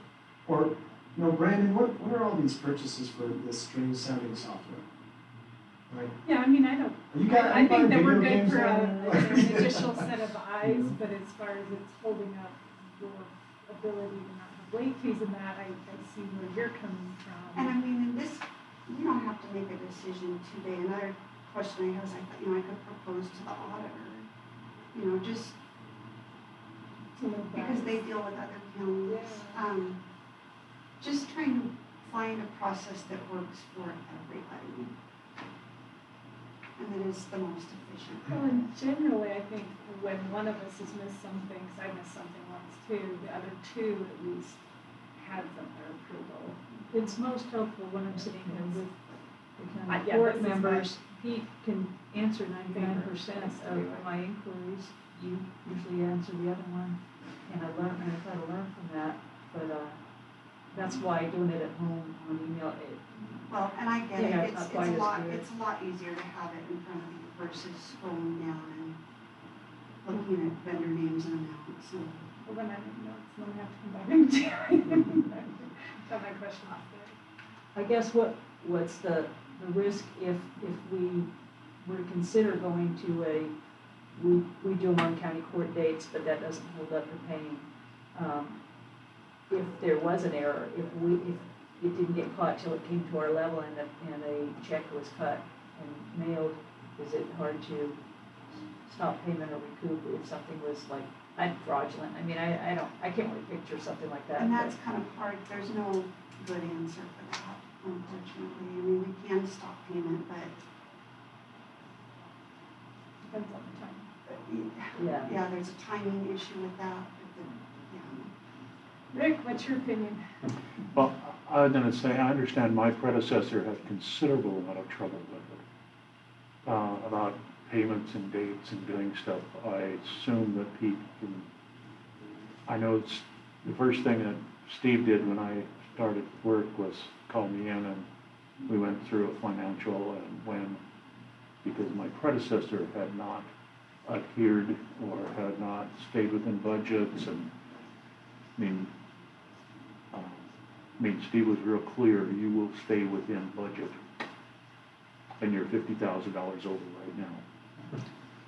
I thought, well, good. We ended up at 6,000 over, but it was, I think there was considerable amount of pushback and problem from my department by my predecessor, and timing and all sorts of things is what was part of the reason that no bill was paid without you guys looking at it. I think the fairgrounds was the problem child. I don't know if they was discussed at manager meetings or anything, but I do know it was a problem child. And part of what was happening is a result of that problem. Well, yeah, the check got there too. So I always think it's good public policy for the public to be looking at them before they're paid. Brandon, question for you, like, as far as, I know planning doesn't really have a lot of bills, but does it, do you notice a difference, like if we were to go back to the old way of paying the court dates versus the 10th and the 25th? Well, I've been here long enough to have some kind of old school opinion, which is weird, but if the bill paid dates are the same as the county court dates, which is the way it used to be, you provide some consistency. We all know they're the first and third, unless we hear differently, for like in November for AOC or something. So most department heads are going to understand when those periods are. Myself, and this is just a little bit of frustration, I have to ask Brett, hey, when do I put, what's the due date? What, is it the 25th? Is it something else? Like, what is the due date? But I always knew that the bills were due on the 1st and 3rd, or that's when they were going to get paid. So, I may have screwed other details up, but And we that's, okay, so you always knew it was the Friday before? I always knew. And I always, did I get it wrong sometimes? As Yeah. far as getting it late, sure. But I tried my best, and I always knew when bills could get paid, which means my vendors always knew when bills were gonna get paid. I always found it hard, like in September 1, because you don't have the August bills. Yeah, it's two back to back. Yeah, I mean, you've got to have them into the office here by the 27th, actually, of August, to get paid on the 1st, for them to have processing time.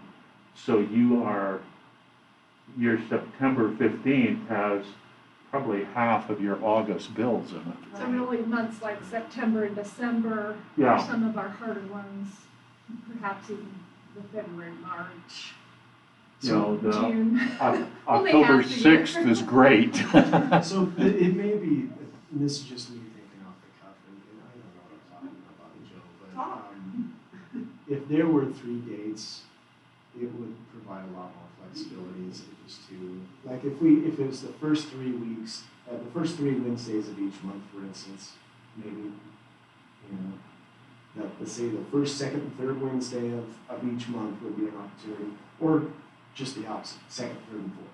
So you're saying run it more frequently, maybe. like pay the bills more often. Yeah. And just being, so looking at it as an individual person who pays her bills at home, I mean, I pay bills only twice. One is the day that I choose to do for the whole month, right? And then the one to catch the ones that have a different weird due date, you know? Yeah.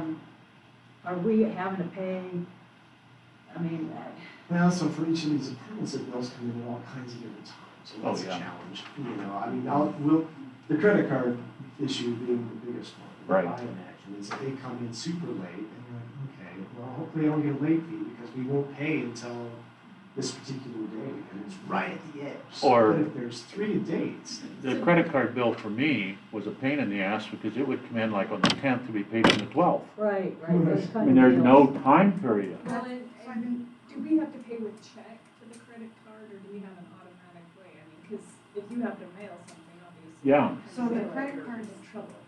Are honestly a pain. I have to take all of those down to the bank in order to get them processed in time, because if I mail them, they go to Florida and they don't Right. make it. Right. So then on top of it, like, I'm taking down 20 or 30 payments for them to process, which, I mean, they're used to They seeing. take care of it, but, Anyway, I know does the credit every cards. department use a credit card? Like, is, You'd be surprised at how many credit cards Right. we pay. I mean, yeah, everybody's using them. And then that's another question I have too, like, I don't wanna bind everybody up with what they can do with a credit card, but when I look at the credit card policy, it was created initially for travel and things like that, and now they're being used for all kinds of stuff. it's born of necessity, unfortunately. Most payments have to be done with credit card, really is. Yeah. Well, and Quill, if you're ordering from them, you get a discount by using credit card. So much is not done online process, that it's become more of a necessity. I've threatened to take them away, to leave them for gravel. And initially, I was totally fine with that. Okay, it makes sense. I don't want to mess with it. I don't want to get it wrong. It's just one more thing for me to get wrong. But it's, you have to order your software that way. You have to order your Amazon purchases that way for office supplies or whatever, so it's one of those necessary evils.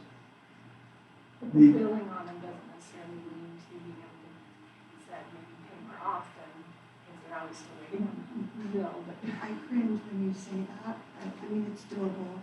The only thing I would suggest is if we go to a system where we're gonna pay more often, we only pay electronically twice a month. Because those files I have to have checked and double checked and rechecked the day before to send them. I mean, there's a process with the electronic payments. Oh, no, would suspect you would advise on which ones you would want to handle that way and which ones you would not. I suggest I don't, just, you think about it and tell us some more in another conversation, what you think would work. I'm flexible, I just didn't think, I don't know, I just wanted people to think about it and not just necessarily just try to tighten up or review and do less hours. It might not, that might not be the crux of the well, I issue. like having an open discussion about it. It's been on my mind for a long time. I certainly wouldn't want to put more work on your table, but, you know, maybe that those peaks and valleys of when these bills come in could be flattened a little bit if there was one more opportunity to take this. We don't have enough bills for my department to really have a big say, you know, but, just throwing it out there as a suggestion. Okay, to be continued? Yep. Okay. Thank you. Oh, cool, all right. So get your glasses out. I failed to make the. Yeah, I'm sorry. So, you want to copy this? I would like him to see it. Oh, okay. Sure, make sure you have one for files. Yeah. So, it is, Wow. yeah, you know, Crazy. I've been advised to take a look at from the county court and the budget side, budget committee for sure, to take a look at our fee schedule and provide just do a simple comp to what regional planning fee schedules look like. There's a large discrepancy as far as other county planning departments that are in a similar budgetary scenario and activity scenario that Harney County would be. Each county is different. They have their different ways of processing things, I suppose. There's an important distinction when people talk about fee schedules, and it has to do with how their department is funded, right? So for instance, Deschutes County is fee supported almost entirely.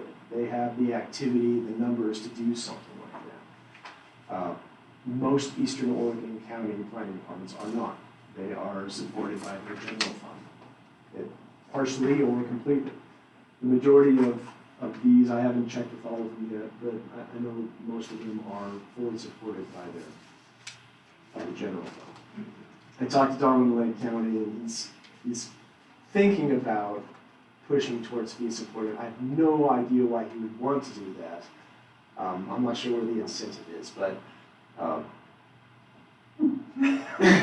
see where you're going. you know, like, why would you want to do that and make that case? But, You would take a lot of. right. You know, the idea of if you're going to be fee supported, you've got to you're putting the costs of review and permitting completely on the applicants and the developers to do that, which means your fees go up exponentially. So a type 2 review for me that can take somewhere between a month to a month and a half, mostly notification period baked into that. You know, that's that could be a $800 to $1,500 permit in Deschutes County. We do not charge a planning fee for that. Now, you can see on the type 2 review column, we're all alone in that category. The fee schedule has been updated overall for our departments relatively soon. I think the last one we did was in 2017. However, it wasn't for planning fees proper. It was for roads and signs, and with one exception. We did update the commercial energy facility generation fee. Very specific and very pointed for large energy facilities that are being proposed in the area. Which takes an incredible amount of work. But, and We got ahead of them. we did. We got ahead of it in time to be able to take advantage of it to a certain degree. Right? However, the majority of the fee schedule is in the same state that it was in the early nineties. So, 1800s, zero. yeah. Since then, the landscape of work that it takes on the staff side to review and ultimately permit proposals that come through the office has changed dramatically since the early 90s, and the 80s even. And so my ask is for the county court to consider updating the fee schedule to something that's more appropriate to facilitate those increases in the cost of review. I like union counties.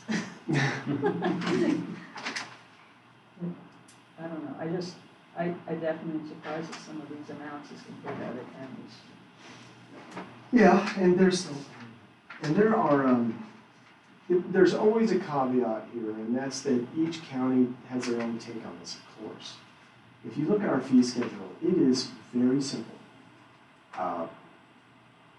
And you look at maybe some others, and it is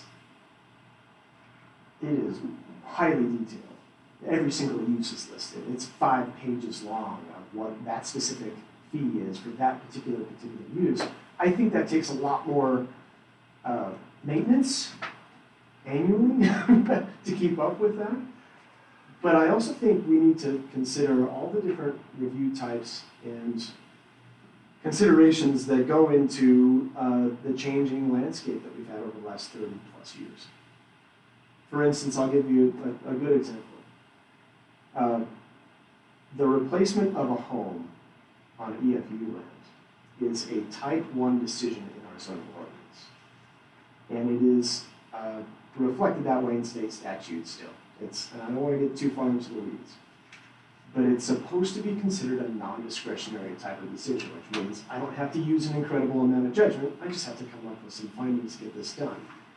And up until the last 5 years, that's been a pretty easy decision, where it's something I can get done in a couple hours, I do a little bit of research, it's done. Because of a Oregon Supreme Court case on a replacement dwelling that happened a couple of years ago, the legislature put a lot more impetus on the rule changes for that. So in other words, it's a complete land use decision. It's not a stamp on an application anymore. It takes a little bit of time.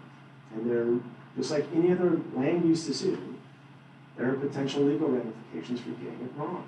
So you want to make sure that you're doing your job the best you can. In other words, I got to produce findings for something that used to take 30 minutes. So I have a question. As I'm looking at the proposal review types, what do you do the most as far as when a project has already begun? Do you do a lot of planned amendments? Do you do, and are a lot of planned amendments the choice of the developer or is it that the state or some other entity is making them come back and come back and come back? So, good question. So on the plan amendment side, I would say the majority of plan amendments that we process are on accord. So we want to change something for the better because it makes sense for us. Like I say, we need to update our floodplain development provisions. No one's getting charged for that. That's on our own dime, if you will. That's the majority of plan amendment changes. However, there are certain proposals that require amendments. New aggregate sites require amendments. Significant changes to those sites require amendments. It's a mapping and an inventory change. There's overlays, new overlays that are applied to new sites. They don't come up very often, but I process about 4 or 5 of them. Those are plan amendments. They're minor, but they're plan amendments. About site plan reviews, that's a very low fee. What are we talking about? And then some of them are unknown, which is interesting. Well, So do we call it something different, perhaps? Exactly. There needs to be a little bit of research, further research, meaning I need to follow up with some of these other counties, say, hey, how come you don't charge a site plan review? Or when do you ever charge Or is this? that rolled into something else and we have Exactly. it parsed out and they don't? Yeah, and I think that's the only circumstance that I charge a site plan review fee for is a replacement bill. So that's the only time you get paid is $35 That's per right. month. That's right. A replacement dwelling, which used to take a half an hour, had a fee of $35 because the majority of work I was doing on it was a site plan review. Okay, $35. However, I'll give you another one. If somebody was applied for a new home, let's say a farm dwelling, so they meet their minimum lot size, it's a type 2 review on that list. I don't charge them, there's not a planning fee associated with that. But I've already done a review of their site plan through the review of their application materials. And if they use the same site plan, I hardly find the need to charge them an additional $35 once they come in for their building permit and they do a site plan. And what's the charge there? Well, the structural permit is, you know, a couple $1,000 coming Right. out. But, you know, it's a completely different funding source. So. Because is that Howard at that point? Right. You can't charge planning fees and apply them to your building program. It's actually state law. The fees you collect for your building program have to be a part of your building program. And so do we need to kind of have these conversations Yeah, There's so. others, together? well, there's several things. No, but as you look at, like, if somebody comes in from start finishing a project, how much would they be paying the county for this project, planning and building? So if, let's say it's a home on 160 acres plus. They're paying, the fee they pay for the zoning side is $125. That's not a payment that goes to our fee schedule for the planning fees. So any revenue line I have for that isn't touched.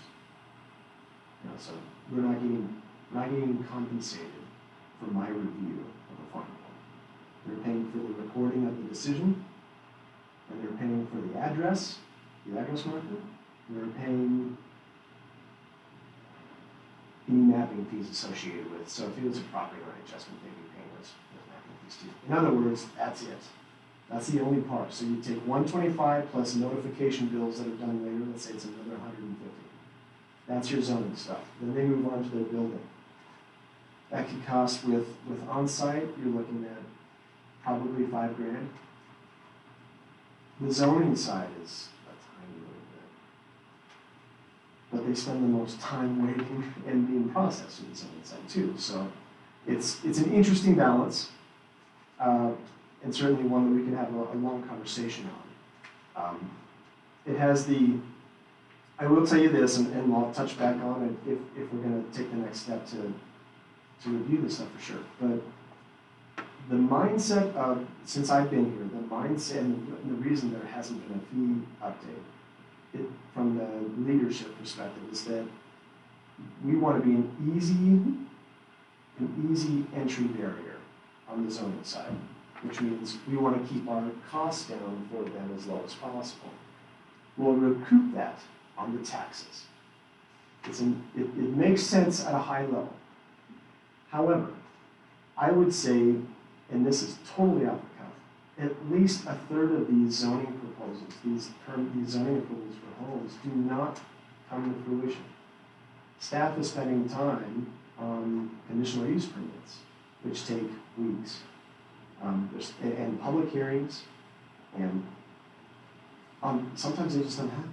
The permit expires because, for one reason or another, their plans changed. So The home the never bigger happened. picture never pans out. Right. The dream, A third of the time. somebody wakes up, Right. and the dream and Or goes, I it's can't some do it. sliding scale year to year, obviously, but yeah, there's a significant portion of these that do not get built, and we do not see taxes on, and we've spent county resources working through. So, there are different ways to tackle this, as you can see from county to county. We're most similar to Malheur County. And we're probably furthest away from, as far as this group, as far as Lake. Lakes was just adopted. I think there's a comfortable medium in there that makes sense if you look at just at comparables, right?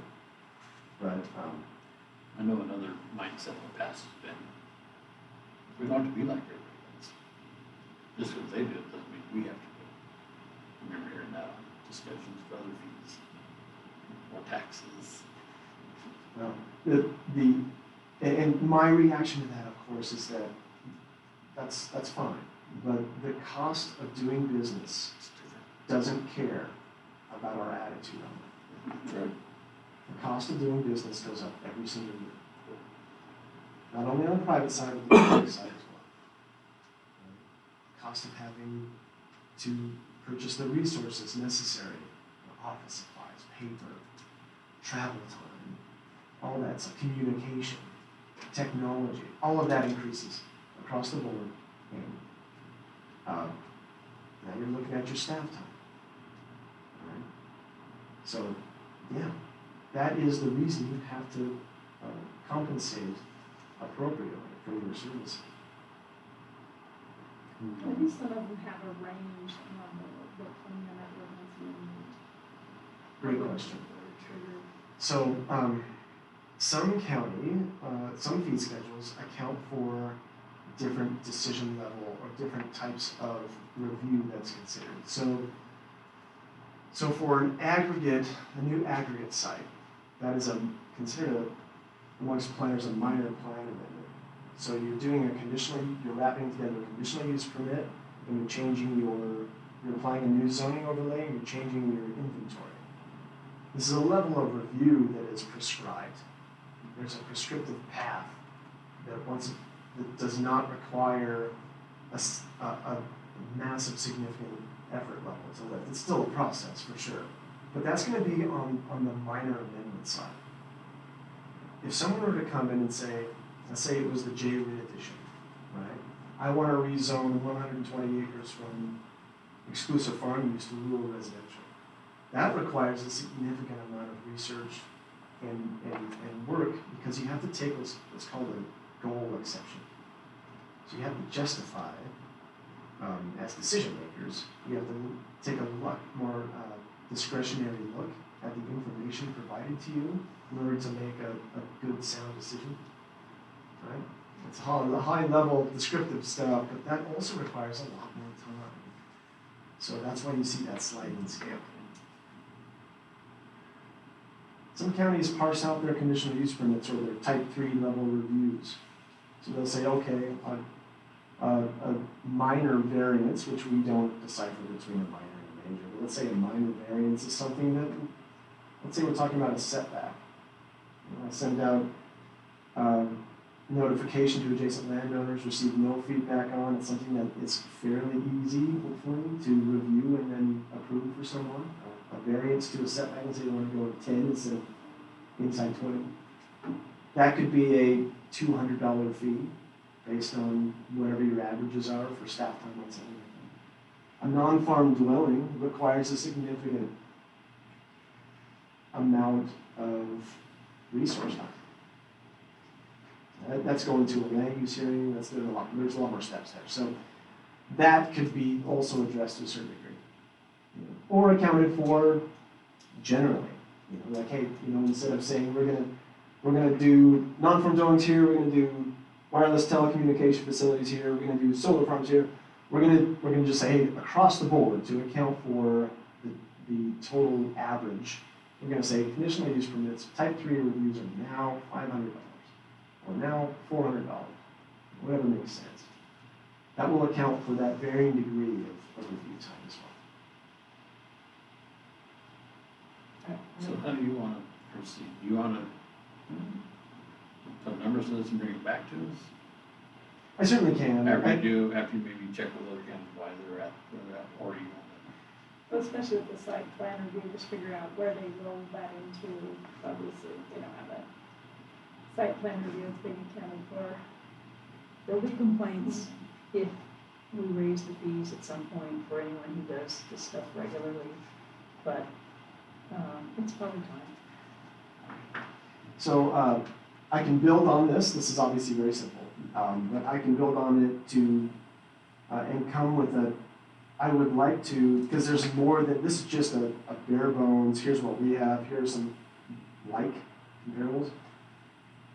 There are other items I'd like to account for in our fee schedule, that other counties very much do, and I think it makes sense for us to look at. So I'd like to come with a brand new look at this. Yeah.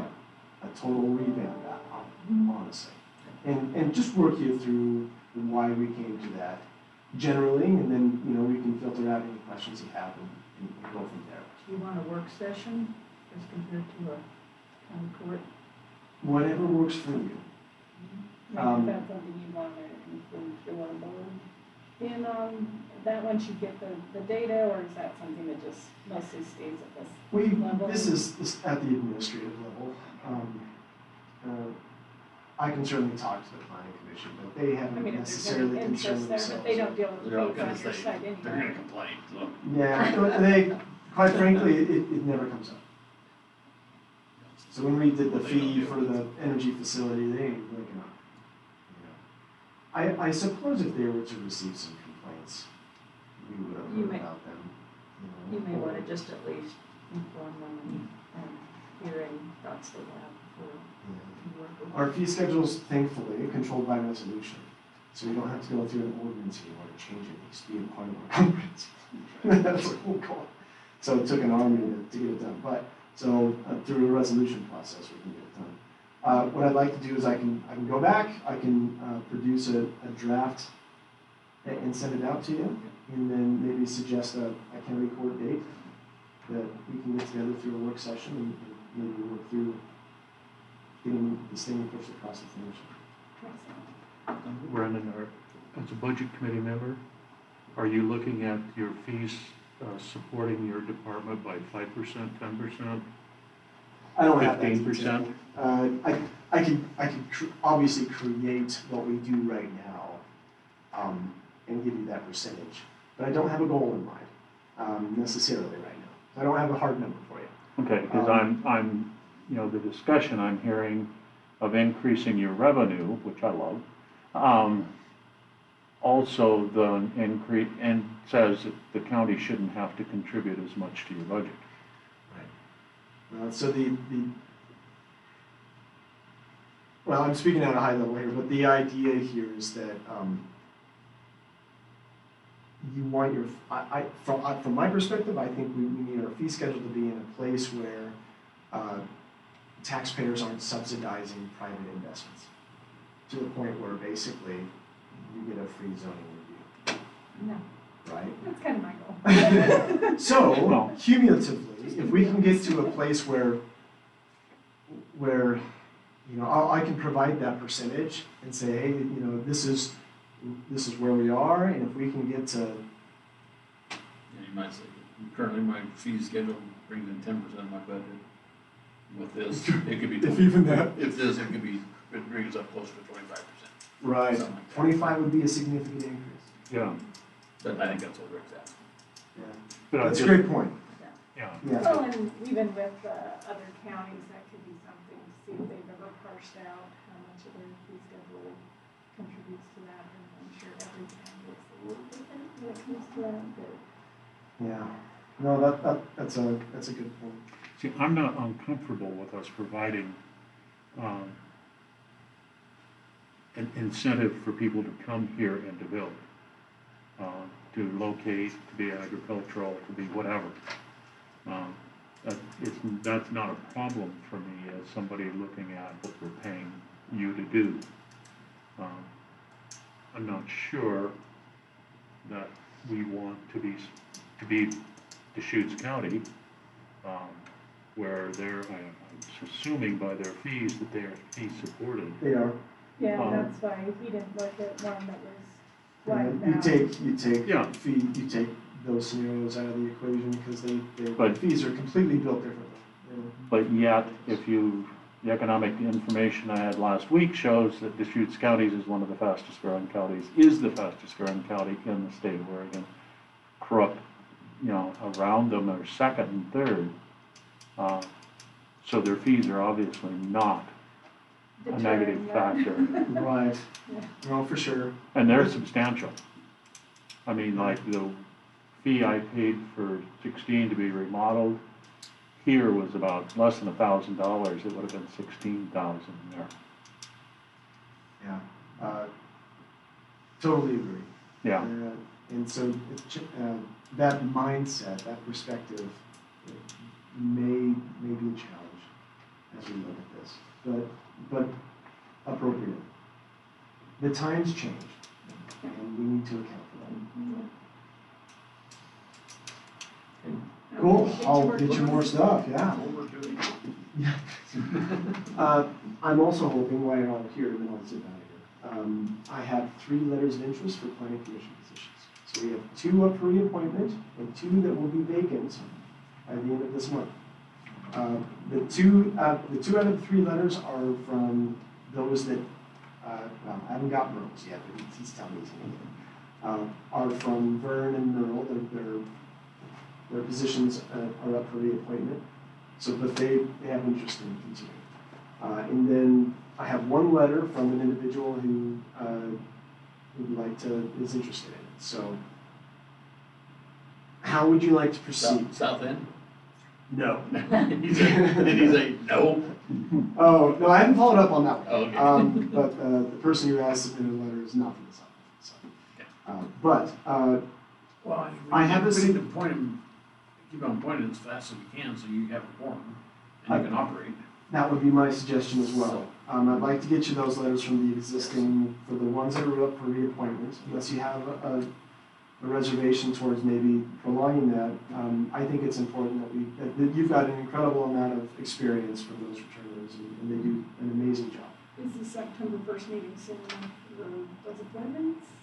Oh, for sure, yeah, we can get there. Just to make sure you're on. We will meet again on the 15th of September, that's our next meeting.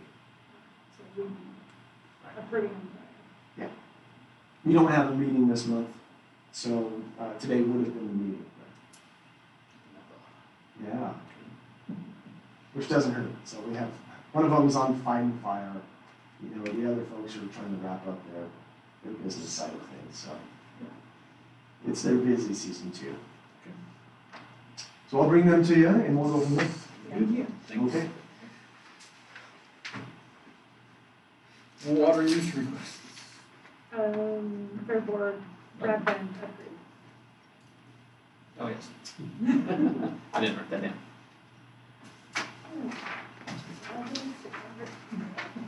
Yeah. Okay.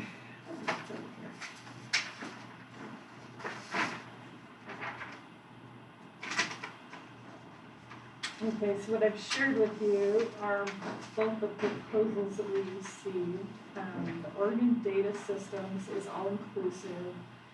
The AgTech Solutions would still need Oregon Data Systems to include additional wiring. And so as you compare them, obviously, Oregon Data Systems is $4,500 cheaper, and it includes the additional wiring that the AgTech Solutions was lacking. Is there any knowledge on how good these entities are, what they do? I've heard exceptional things with the Oregon Data Systems for the work they do. They're well known throughout the community for doing these type of upgrades, and they are the only player in the market here for that. So I'm glad they're good at it. And this would enable the fairgrounds to function into the future as well as the present? Yeah, it's multifaceted. These type of upgrades are significant from the type of points that we have currently. We could get through my way the internet width that we wanted to the fire office if it's hardwired into a computer. But with the points out throughout the facility, they were too antiquated to be able to use it. And so without this upgrade, we are a no-go. We stay, Yeah. we no. stay at insufficient service throughout the grounds.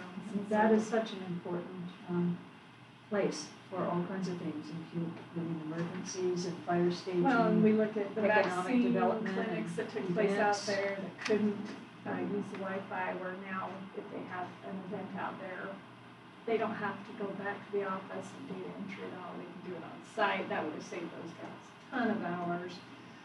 You know, it's going to be multifaceted what this can accommodate. So many entities, because of the size of the memorial building, would like to use it for different venues. We are unable to provide that due to the lack of good internet there. So it would be a step forward. After, doing this kind of upgrade, what would be any of the increased monthly costs and things of that nature? Well, the My Way bill wouldn't change from where we currently are. We've already done that. And then that's when we found out that the rest of the system couldn't have capacity for it. And so with his change in phone lines through CenturyTel, he was actually going to be saving enough to kind of balance out that cost between what the previous phone lines were costing to what the internet monthly charge was going to be. So we're actually kind of staying pretty level in monthly costs. And then I've So also. is it both of them? There are No, not so gonna be cameras, right? what I included also just for your viewing is, there's been a lot of discussion with the fair board to install a camera system. It would be ran through Oregon data systems, and so they would, be able to help us, maintain that system. But we've had a lot of incidences at the fairgrounds, and so until you put in a camera system and be able to have related to monitor what goes on. Because I can Thinking imagine it the would be fair less, office would be fair monitored. office would be monitored. The fair board asked the fair manager to limit the amount of entry points to the fairgrounds so that you could have a camera that covers that entry point. And so any goings on would be recorded of which vehicles were in our facility.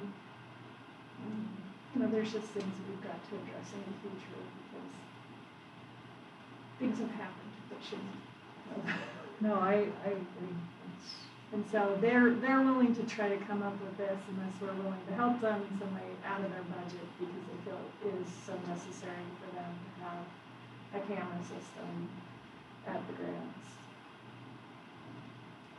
So we're looking at the We are 1640 looking at, yes, that. out of that. And so obviously this estimate came from July. I would hope that there's not a ton of increased costs on their side at this point.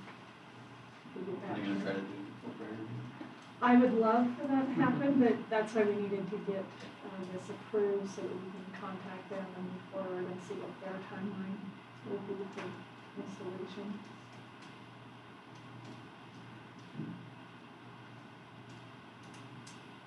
Jordan's obviously been the one that's done the walkthrough with them for these estimates and done legwork that way.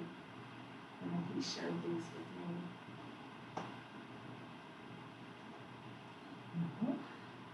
I think it needs to be done.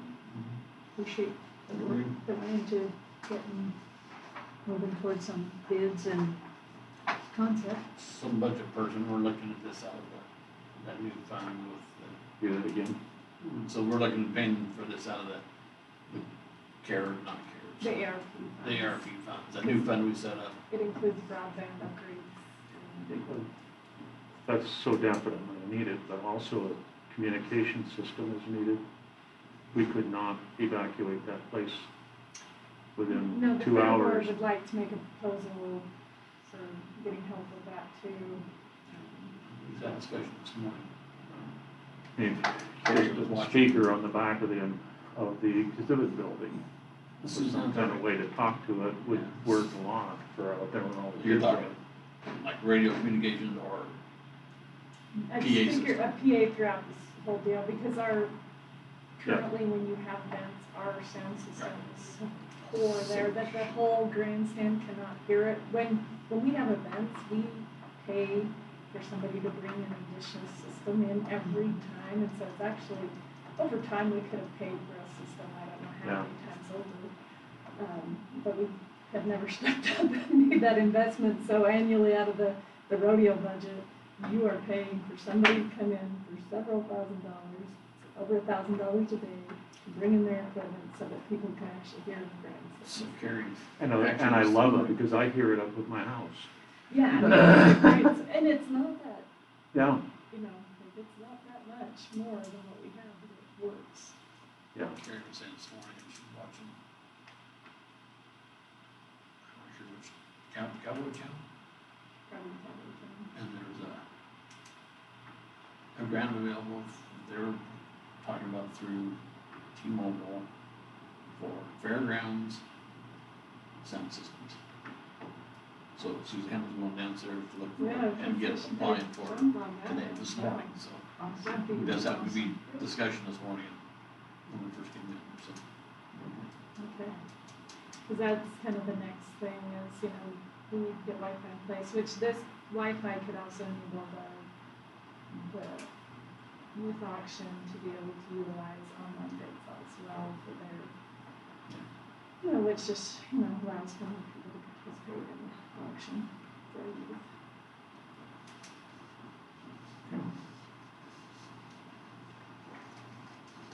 I make a motion to approve Oregon Data Systems estimate for wireless mesh network upgrade at the fairgrounds, amount of $16,100. So Estimate are we not doing the cameras? They're gonna do that through the fair They're budget. willing Okay. to try to take it out of That's the very budget. good. Okay, good. I second. And moved and seconded to approve Oregon Data Systems estimate for wireless mesh network upgrade. All in favor? Aye. Warrants. I noticed the, we're not jumping to the Water, you know, so it's- Wait. She's not put a page on it, says what they're, what they are. Small ones. Control ones, small, range ahead. Must be renewal.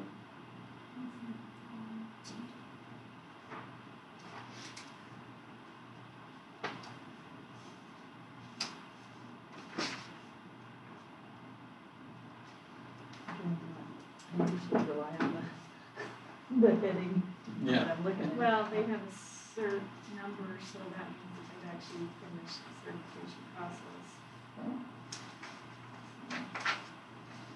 It's interesting how you can have a priority date of 98 and you just finished getting issued in 2021.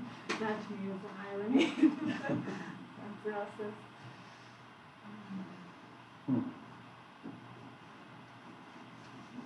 Okay, So of course, the fires, fires. I've been listening the last couple days on that 10 o'clock in the morning call if you want to, and they're pretty responsive to when we do raise an issue. I just, back when the newer Lakeview fire started, my question was, you know, just obviously you guys are always having to manage your resources against, you know, the whole region, but now that that one came, do you see pulling some of the stuff off for Blackview Fire right now? I mean, so they're responsive to your questions and comments, so I appreciate that. Is there anything that either of you have a concern about except? Water's rate's been at 30% containment for over 3 or 4 days now. It's holding on the west, but now it's going more back into the forest on the, at least it's Grant County, not us, but. I know, I still I know. want it. It's like they said, the terrain winds are what get them, with that problem. Craig Turlock called and left a message on my phone Monday morning, and said, you know, with the prediction of the winds what are gonna end up chasing the fire again. It's what's predicted at this point, so that's what, That's over 20,000. so About it's just 2,000 a day. hard terrain to ever just predict. Want to bring up the care manager position? Yeah, I think I saw that email from him. I'm glad that it isn't till 17, obviously. Was that a surprise? Not really. I think he's been looking for other, Did you find something? I haven't heard at this point, or unless I've heard more, but perhaps that had changed.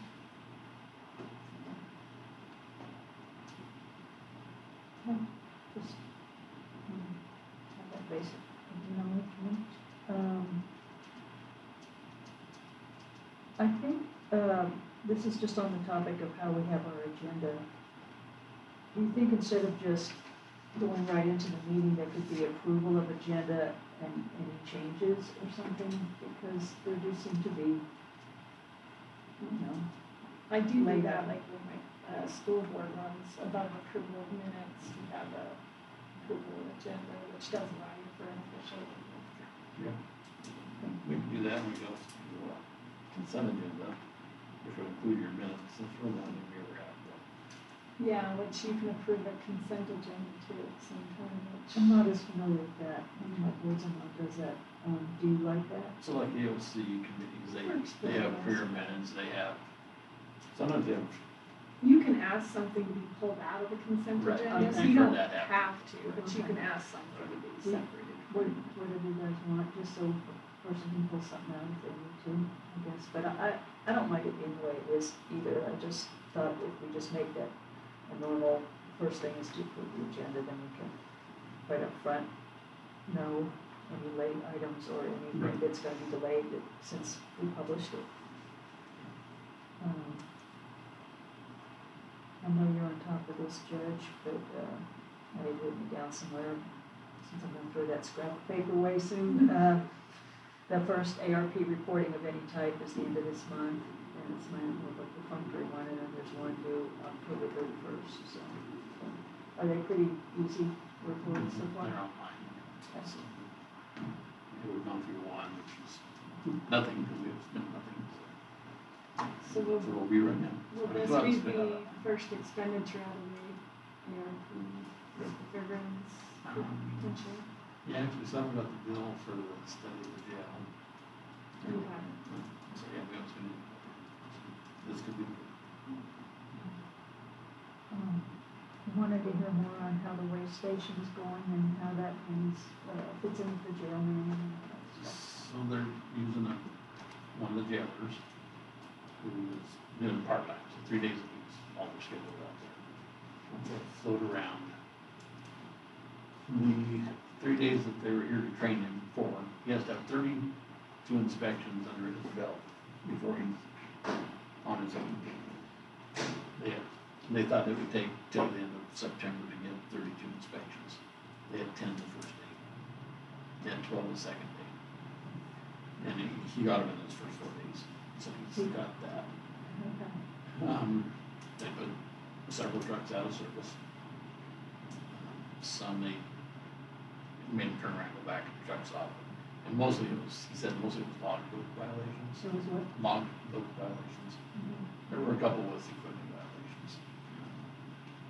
But some of the fines were $2,000. Will come our way.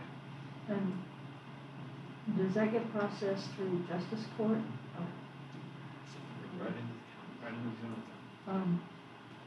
When I did my jail inspection at that time, and when I was speaking with Lieutenant Worley about everything, and asking about staffing, at that point, the person who just recently retired or left, was still in, but she said, once that person leaves, we've got to hire, and we're also short one person. So at that time, it was one at the moment, it'll be two until we hire.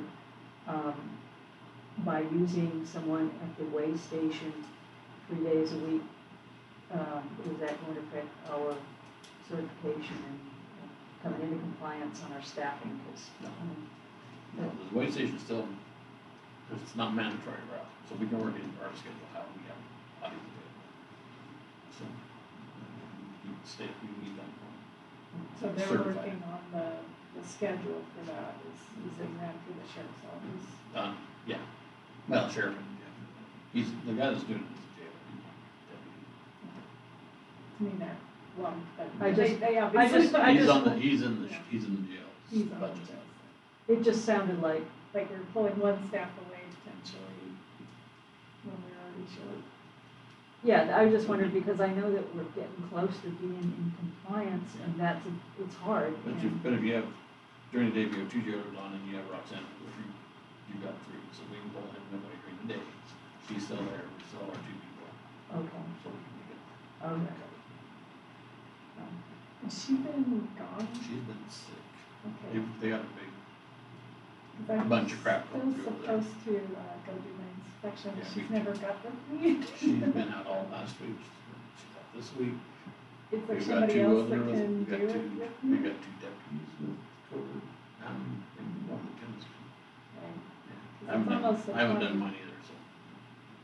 Do we have to do it separately? I know, she needed by the end of the month, yeah, we should be. Cause she needed by the 20th, which is 18th, so I was like- Ultimately, the reports within the months, we were trying to get her some leeway, but now that she's Okay. been out, So the 20th's not complete. Cause I'm like, we just tried to build in the cushion, so we tried to build in the cushion, so it wasn't last minute. Okay. But one I've read guy she through made it, lieutenant but- could probably do it too. Okay. So it's, yeah, but we got 2 deputies with COVID, hers isn't COVID, but she only get tested, so she's been out 10 days. 4 or 5 of them sick over there, it's not good. And when I checked on our hospital bed stuff last week, I was told, we got the beds, no problem, it's that we've got 2 or 3 nurses out. No nurses. With COVID. That's what our problem is, you know, in a small staffing hospital. Which I think any small community faces that, no matter what the stub of the toe is, it's, And the staffing up there is low to start with. yes, they aren't overstaffed. No, last I heard was there 50 people down between the administration and the certified staff. Yeah, it's a concerning number. So you get anybody out with COVID, you're But really down. The impact is huge. I just have one more thing, and that is, so the Senior and Community Services Center, we fund the executive director. What other positions do come out of county funding? The BSO office? It's a pass, well, the county's always committed 25,000, 27,000 to that position office. And how about any of the other, that all comes from grants and things that went through Very good. the service, the senior center, we which take is, a portion of the BSO. I mean, isn't there 75, That's, Yeah. that's state funding. The Passes state through- funding, Passes through our budget. and then we've added, Before that did that, before the state was, had it up to that amount, the county always committed 25,000 in my budget years. And we continued that so that we could have the main person, guy, and a trainee for him when he leaves, right, which really doesn't. The guy in his benefits is gonna take all that money from the state, so ours is just a little supplement to enhance the program.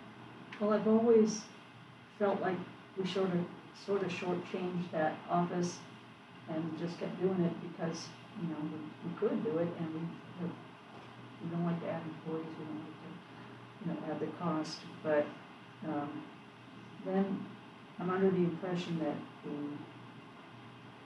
senior center is going to require, do they come under that executive branch state agency that can mandate people get vaccinated by October 18th? His local board made Oh, what they decide? the decision. Then employees have vaccination based and mostly tied to because of the clientele that they work with, the most susceptible.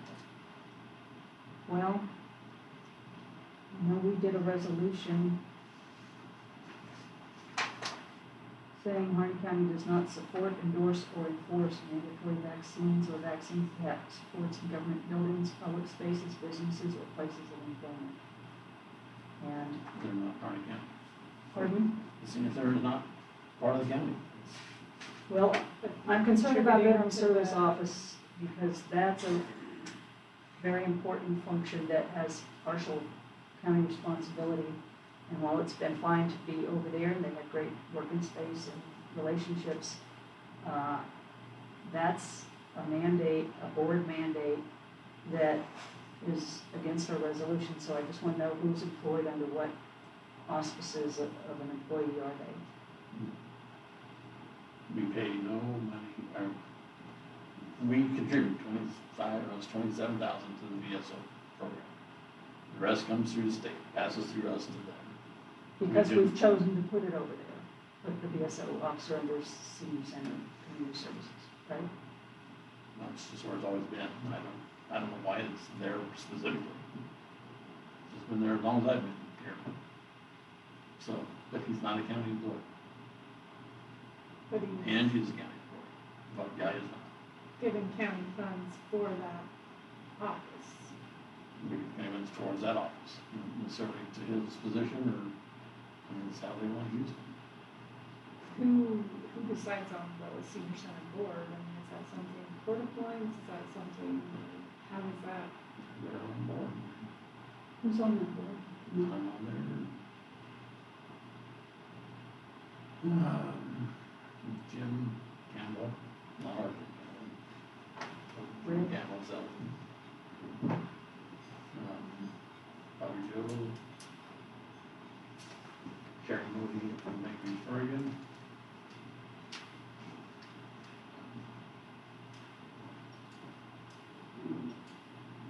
We got, my sister just on Becky. Lara. Eddie Fields, retired from Thrift Ring a couple years ago, her.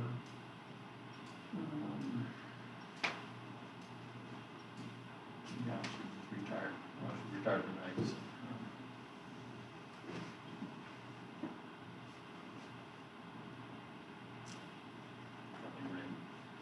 From what? She retired from Eggs, a couple years ago, I don't remember the name of it. And something just came on. There's like 9 on board. And you can get to this.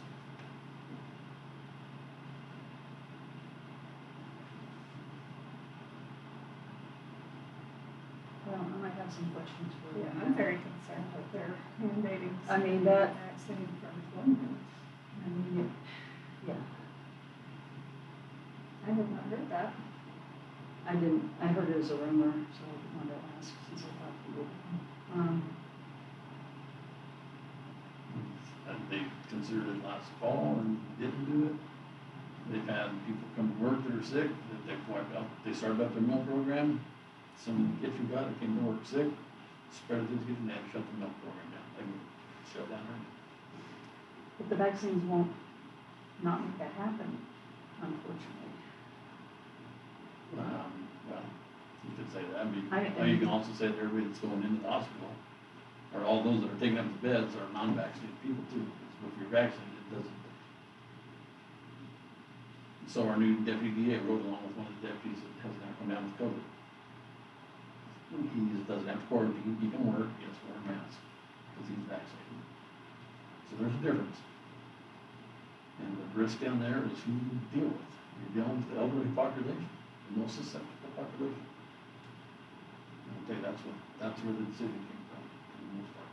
What about the people that want to use the senior center, That are, the clients? it's still open, mask required.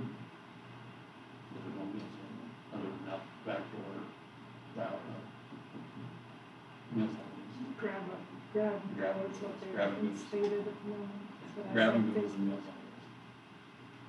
Which they did for last year. Is there I mean, any- you'd have to take up with the board.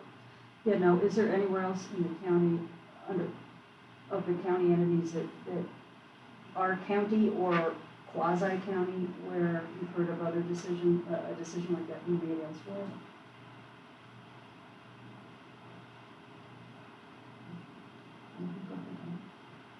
So how does that affect if he's terminated over that? I mean, that's a, It's not terminated, it's his choice to give it. but then If he doesn't wanna get it, he's gonna quit. quitting or There's about being three. terminated. Not being terminated, there's about 3 around there that are probably gonna quit, because they don't wanna get the shot. It's not termination. It's not, how can you say that's termination? Because he's being told if you don't meet it by this date, you're no longer employed here. You know, we can look at that both ways, I guess.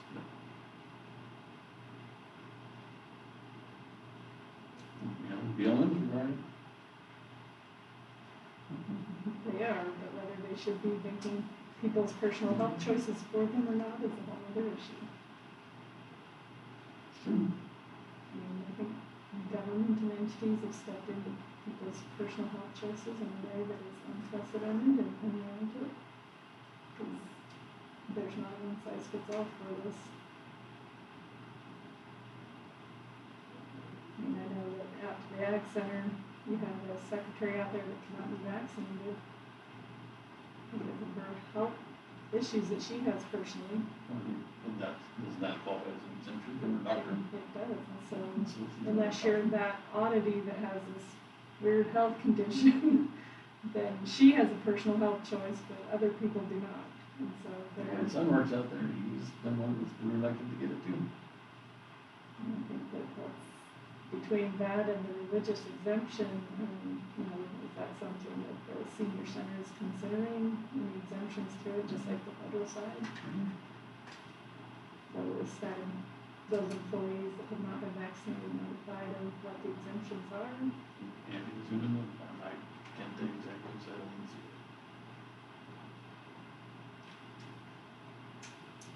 The discussion, I can tell you the discussion, the first motion that came up that didn't pass was you either had to get the shot or you'd be tested twice a week.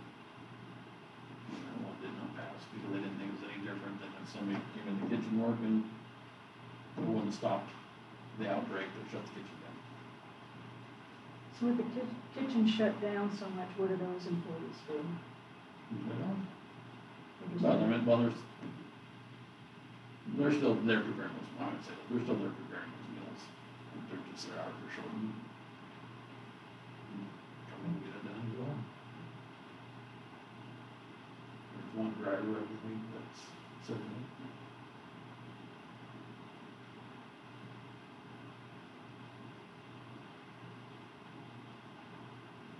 I know she checked with legal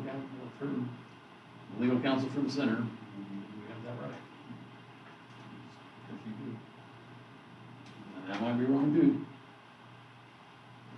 It's such a controversial deal. It will play out. I think that's on my list. I have a agenda item till the next one, the grazing advisory board projects that were specified. Jeff's gonna come in and do an update for us on those projects and Does it get done? Set a time for he it? didn't say, I think he just said. Jeff Rose? Yeah, it's Jeff Rose. Is the NRAC, like, when we get a notification of a NUA and a comment period and stuff, is that automatically something that is on the agenda now? No, I automatically send it to our legal counsel for him to provide comments. So we have two right now that he's going to provide comments on and this turns those. One should be done by prior to the 25th, and then there's a closing date on the 25th for one of the comments. And then I usually share those comments with the NRAC to see if there's any additional comments that they would like to include with the county's comments. September 1st. We don't have the, you know, like Willard County happens to have someone who used to be in that industry that can provide comments for their NRAC. We don't have that kind of depth at the moment, and so we do have to use our legal counsel for comment next time. Let's see. That's good. Yeah, I mean, it's one of those where you could provide comments, but I don't know if they'd be substantial enough. You know, and so we're going for substantial comments, so they get put in the other file. So what kind of, so the River Democracy Act online town hall is what, August 31st? It's the 31st. I'm gonna be working with Jacob to see if we can have one with our own county, because I'm not gonna just be involved in a statewide. We won't get sidetracked. No, that's not our place to go Right. with this. We do need to have members of the public show up and get their voices on the issue at that. As far as the county level and the details I'm gonna go into, We won't count. that will be done separately. We have not had any acknowledgement of our resolution, by the way, for that.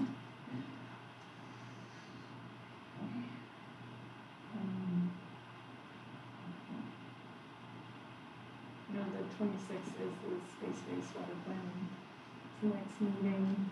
Mark will have some other reps there as well as Director Byler at that meeting. And then the next day they have something out at Mark's Place that's celebrating Oregon's water planning with those individuals. He's invited me to attend that, but they will be at the community-based water planning meeting, so we're looking for an outdoor venue to hold it at. So we can go without trying to exclude any community members. So did I hear that Sam Palmer, or has made an announcement? That's my announcement this time. Why do you make this? Yes. And then redistricting, I don't know enough about that. Affect us out here, I mean, most of our things, but Dag and I were like. Yeah, we're not on those. It's gonna, to me, it sounds like it's gonna carve, I think, I'm guessing Dag's, it's gonna carve out of the Shoots, Jackson, kind of over in that area, towards the coast. I think it's where they'll pull up, some people are, the Shoots probably, Exploding, yeah. and Jackson's the same way, they're the next highest. And that's just Dag and I's guess, and after the population numbers get into it. So I'm not. Yeah, I know they've not a lot of people naming on it, but it's hard when you're not involved in the boundary change. So if the county wanted to be proactive in some housing, what would you guys be in favor of? So there's a gentleman that's gonna be putting in some housing. He wants the county, but he would like the county to put in a road. Similar to what we did out here, I mean, instead of them developing the road first and the county taking it over, I'm asking if we would be in favor to put the road in there, not pave it, but just put in a gravel road to show cooperation that we support new housing. You mean they would pay the county to put it in? We would put the county, we would put it in. Yeah, 'cause historically, we've always made It's done the that way. investor to do that, and so I don't know. But this would be, but in such a fact as Where this, is it? well, caught when they were talking about their managed property. He's got some ground up above town towards the. So we want to, Oh, he's in- okay. he's willing to make the commitment of building several. And that's county. Or the other option is they do it like we've always, like we did out there, or we did. Our housing is such a need, I But how do you favor, do it for one and then not do it for everybody else in the row? because there's a guarantee on the rent. We don't pave it, we go so far, and then when we see when the 4 or 5 would be settled, once 5 houses are in, we'll go to the next one. So there's skin in the game on both sides. Say that again, once we put 5 houses in there? So once he completes 5 homes, then we maybe take the road to another step, another level. But I would like Eric's opinion on that. Because he would be the one catching the heat for doing it for one another well, too. it'd be through, Well, we would it'd be our Yes, but he would be command, not our On command, but the- it'd be our. hook for doing it. Is this developer getting any of the other shopping centers? Because he just didn't know about it, or? No, he owns the land, he's got big ideas. And it's all county property, is it something that's gonna be potentially annexed into the No, city? he owns the property already. It's in, I have the map, he owns property, the house will be in, they're already in the city limits, it's in the city boundary. He owns property there and he owns county property here. I don't know if it's private, So, yeah, so it would be on private property. that's opening a big deal. I mean, I understand the need, but, how do you say the next one after that Are the doesn't services deserve it? though, is he gonna wanna City take city services. services onto private? I mean, how does that work? This is Like, just addressing the houses in the city. Well, let's see how much it would cost and all that, and what we're talking about, because, Mostly they Off- time. I mean, off the top of my head, I would say no, but I wanna hear more, because I just think it opens Down up to the how precedent. proactive you want to be for housing. Well, you're gonna do it anyway. But you might not. Well, it's his So, decision, it's a I don't, discussion. you know.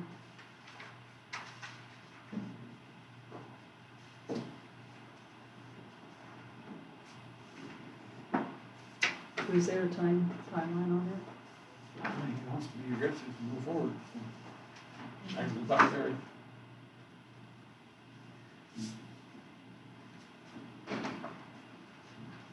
Do we have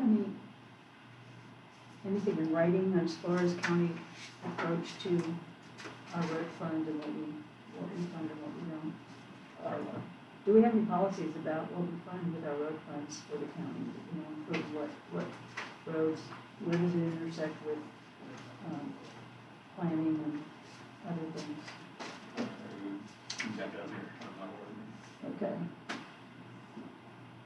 I don't know, I need to know that. All right, well, that's long. You can adjourn at 1 p.m.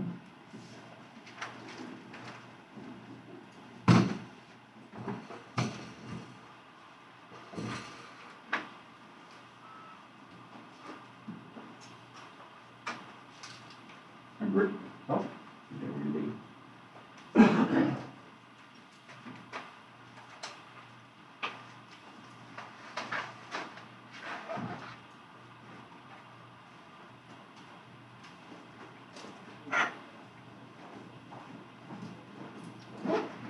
At 1:30. he shuts off the camera. I don't know how to do that. I think it's the phone. I'll let you figure that out. You're young.